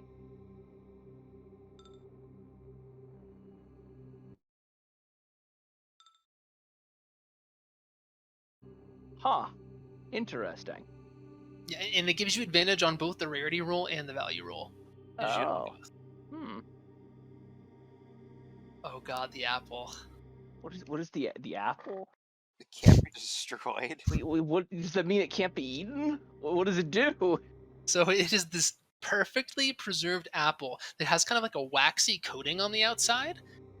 And when you try and like break it, it doesn't break. And like if you try and bite it, like it's like you're hitting just like a wall.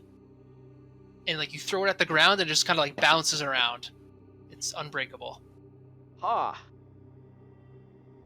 This seems like it probably took a lot of effort to make. I don't know if it's actually useful for anything. Maybe playing a prank on someone?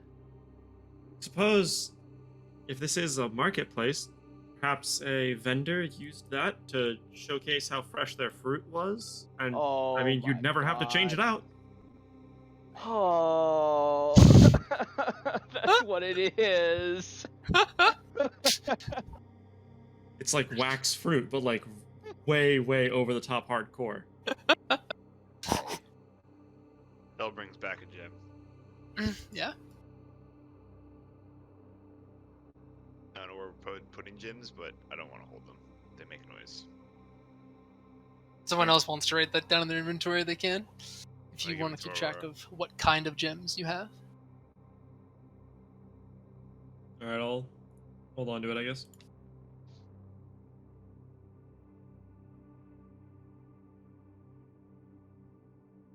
Okay. It is now noon, 12 p.m.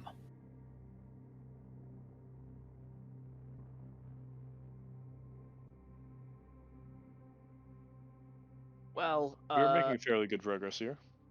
perhaps we should climb up atop this this marketplace to survey the surrounding area. I agree. I think there's almost very little chance that we'll be ambushed up to the top there.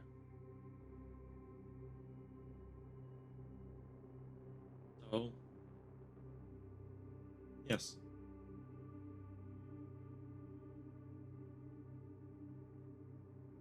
I do agree with Sultana that I think even the humblest buildings here could have great treasures in them. I mean, you found a journal in a grain silo, but perhaps we should investigate the most prominent buildings first, and then come back here later.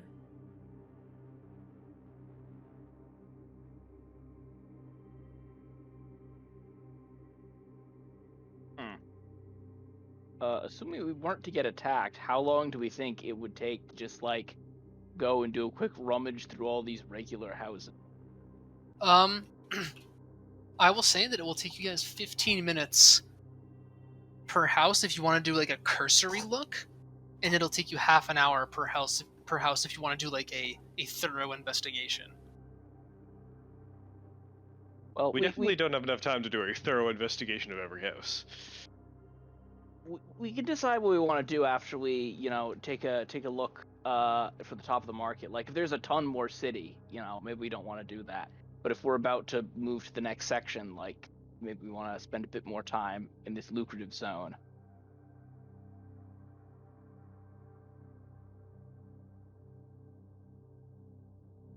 So yeah, I'll go up these stairs to like up here and look, see what's over in this direction. All right, make a perception check. I will percept. Looking across the way, you see kind of like really close to you, a little bit north, the bridge that was once stretching across to the other section, which has also been destroyed, and kind of the same view as the tower. It's about as far away as it was before. Kind of the same thing going on there. But to your left, you see a big wall. And it looks like there are stairs that lead downwards outside of the ruins. This does look like the edge of the ruins. There's no more buildings like this that you see heading west. This is kind of, these are the western ruins. And then leading continuing along that circle. Stairs lead down, and then it looks like there are some more stairs that lead up, affixed to a giant wall that is completely overgrown with vines. And those stairs lead upwards and then come off to another kind of flat area that lead towards the back of the stronghold.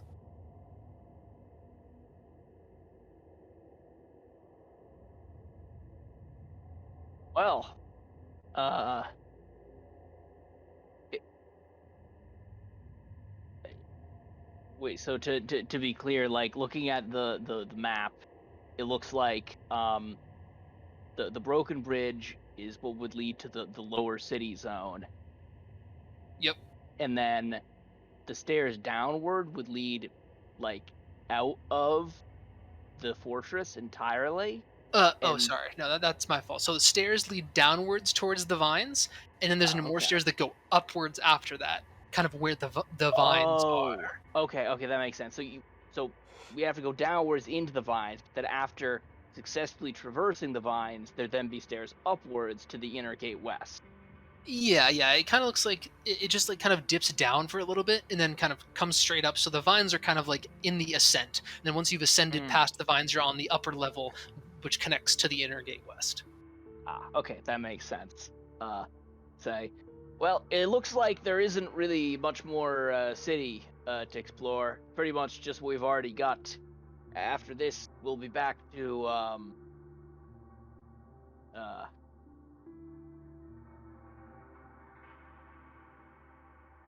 exploring areas where I don't think there's going to be so much good stuff. So I vote that we do a quick cursory search of each of these remaining buildings just to make sure we're not missing anything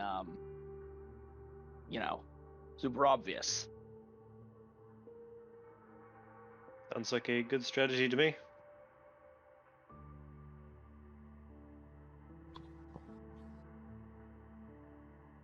Okay. So you guys are going to take about 15-20 minutes to kind of everybody pick a structure and go looting through it? Yeah. Okay, cool. Just going to mark that down on our thing. Bring us to 12:15, we'll say. So, for the cursory look, before you guys roll,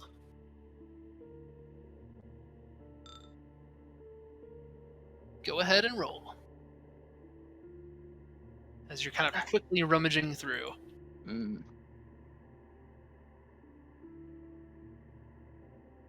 How are we doing that? We're like all rolling once or something?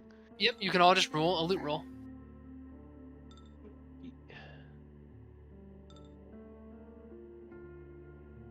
With 9. Does the debuff affect both the rare chance and the value? It only affects the rare chance. It does not affect the value. No item found. Oh. I forgot to open my eyes. Oh, that's a rookie mistake. Quest 4, Kirkus, please. Wait, that's not even an option. There's only 3 quests. Yeah. Kirkus is cheating. Kirkus? You might want to minimize it and maximize it again. If you do the fix, you have to minimize and maximize it again, otherwise it will be weird. Kirkus is cheating. Kirkus found the quest.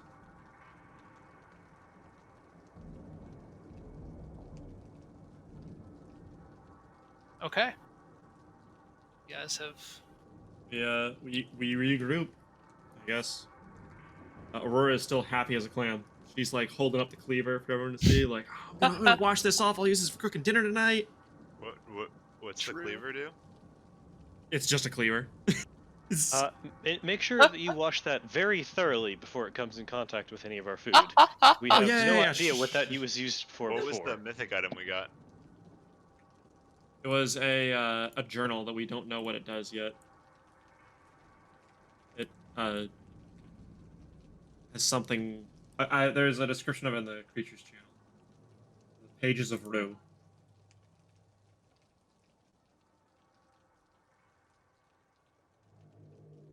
Yeah, we have not yet figured out how to translate it, but once we do, we'll accomplish something with that. All right, you guys are moving on towards the vines area, correct? Yep. All right. You begin to make your way across that outer wall, once again, walking for a few minutes, 8 minutes or so. You get led down some stone steps, just as Louis described, and kind of level out. And then as you start to um, approach the other set of stairs, you see this giant wall that is completely overgrown in vines and moss that entangling across each other. Huge, thick vines. Some look like they're like about a foot in diameter. Just like these massive, massive root-like vines stretching over this wall. And as you get closer and closer, you notice that Louis, while he did a good job spotting these stairs, he did miss a crucial aspect of them. They're a little broken. Oh no, Lily.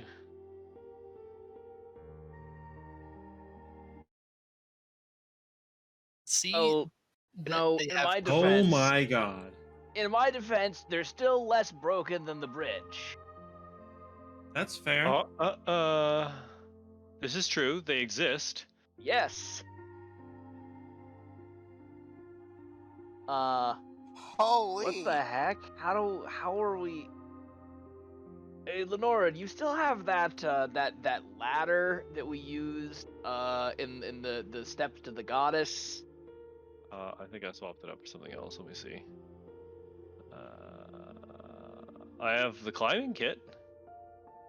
the ladder would have been pretty good for the rooftops. I feel like you guys would have talked about that if you had it.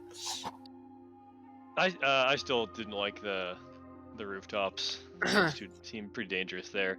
If we gone rooftops, we wouldn't have got all this great loot. Yeah. True. Very, very true. Well, maybe we don't have to take the steps. Where am I? Here am I.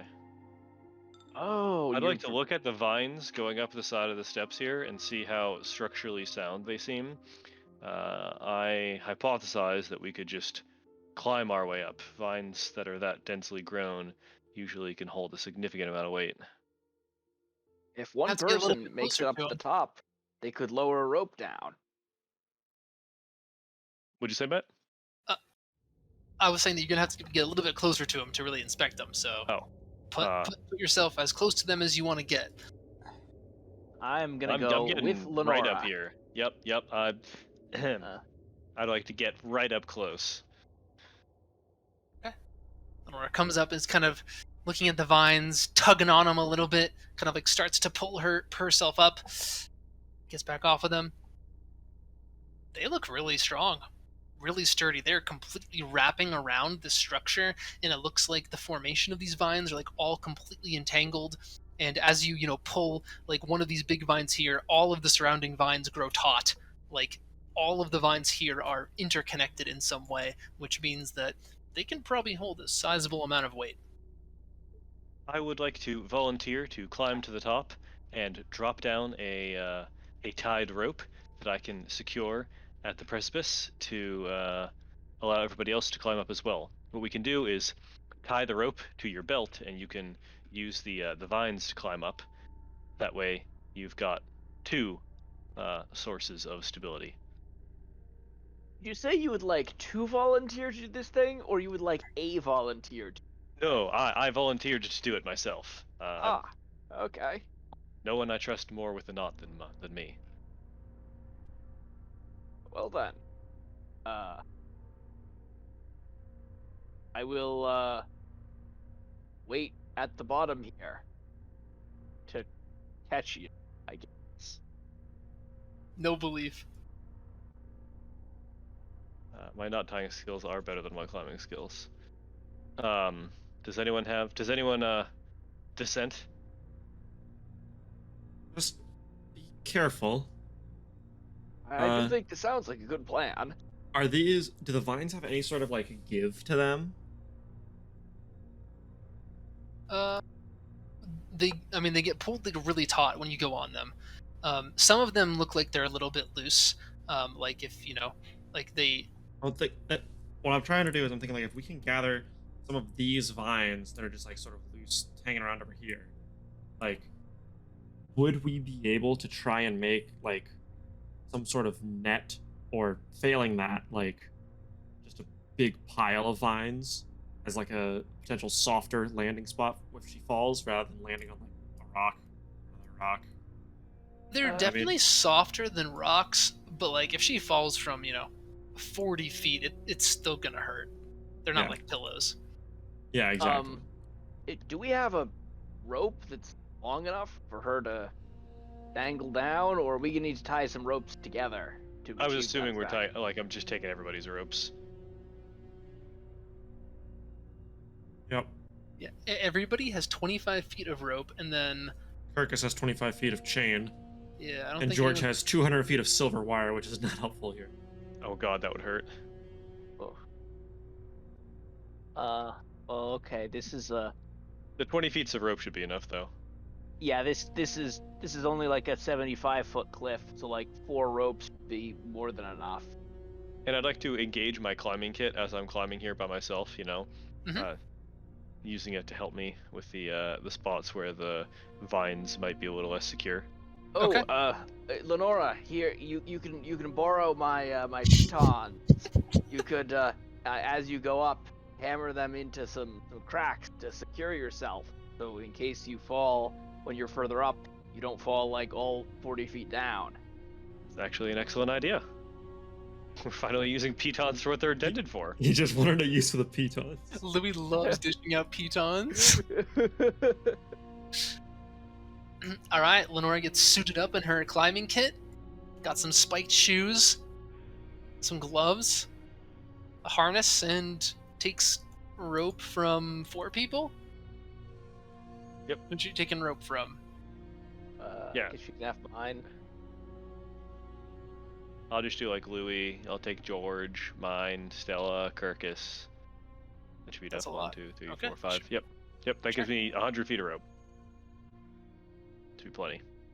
All right, sure. Great. And you begin your ascent. Make an athletics check. Oh, not an engineering check. That'll be different. If Yeah. you want to try and, if you want to try and later on convince me that works. But for right now, you're just trying to make it up a little ways, not the whole way. This is going to be a series of checks. Okay. And with your climbing kit, I will say I will give you 1 reroll on 1 check. Okay, Next to the all right. climbing kit. So Lenora makes her way up. First, about 20 feet, climbing over the vines here, and finds kind of a nice stable cluster of vines to rest on, and you have a pretty good resting position about 20 feet up. You can do anything you want, or you can just continue on.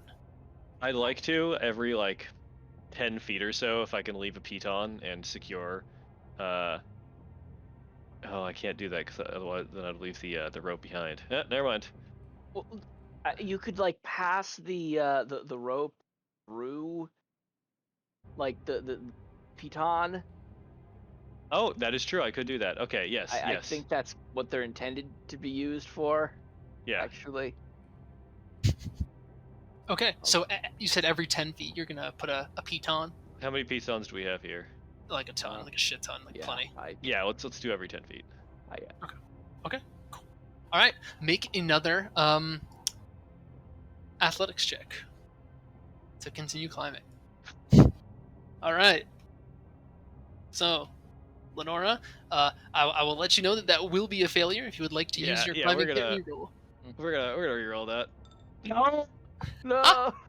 Wait, is that a thing where like if I don't click off Add myself them. and No, roll a skill, I get the same roll, or did I just literally roll a 4? you just literally rolled the same roll. Oh. Begins to climb up and hits a vine that is a little bit too loose and falls backwards, plummeting towards Louis. I guess I would like to attempt to catch her. Okay. Cool. Is that athletics? I'm gonna say that you're gonna. Sure. Go for athletics for how Okay. strong. Can I try they to are. assist with the catch? Oh, Sure. You can roll athletics as well. Oh boy. All right. Not a min roll. Not a crit Okay. fail. So, let's just go ahead and roll a die real quick. We'll roll 2d. Then what? You were 20 feet up. I was. yeah. The first piton went in at the 10-foot mark. So, yeah. Get to the second one. Okay. So that 15 damage. Lenore is plummeting. Louis, you'll reduce that by 7. You will take 8 damage. And Oh. Aurora, you'll reduce that by 2, and you will take 13 damage. As Lenora comes crashing into you, hitting you on the head, because you don't do a great job of aligning yourself to catch her. But Wait, Lenora so- takes no damage. Oh, okay. You did it, Louis. We saved her. Aurora, I think you may have a concussion. Yeah, I don't play percussion. I'm gonna sit on this rock over here. Maybe I should just tie the ropes down here, and someone else can climb up. Does appear to be a athletic challenge. I have climbing gear, or as well. Wait, what? It's true. Still also has a climbing kit. Yep, I was gonna say we have several climbing kits. Wait, Kirkus has a grappling hook. he does. Wait a minute. I do. Could we? Wait, what does the grappling hook have Got- anything attached to it? How long? What We're all pulling our punches here. This is- grappling hook? Well, We've could never we- used it before. I don't know how it works. Perhaps we could attempt to throw the grappling hook to the top, try and get it Wait, hooked onto hold on. something, and Hold then. on, guys. Wait a second. What? If I take the rope, I can throw my dagger over there and teleport to it. Huh. Oh, you're right. That would use our one dagger use of the day, but it would also, yeah. Yeah, it would be pretty good, wouldn't it? Throw the dagger that high?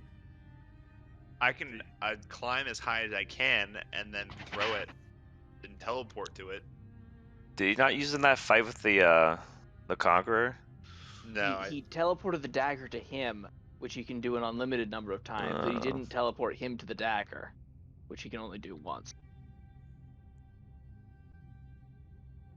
Also, I know tomorrow is probably a holiday for some people, so if we wanted to go later tonight, I mean, I'm obviously okay with that. But I just wanted to do a quick time check for people, because it is that 10:30 time, so it might be a good stopping point unless people want to keep going.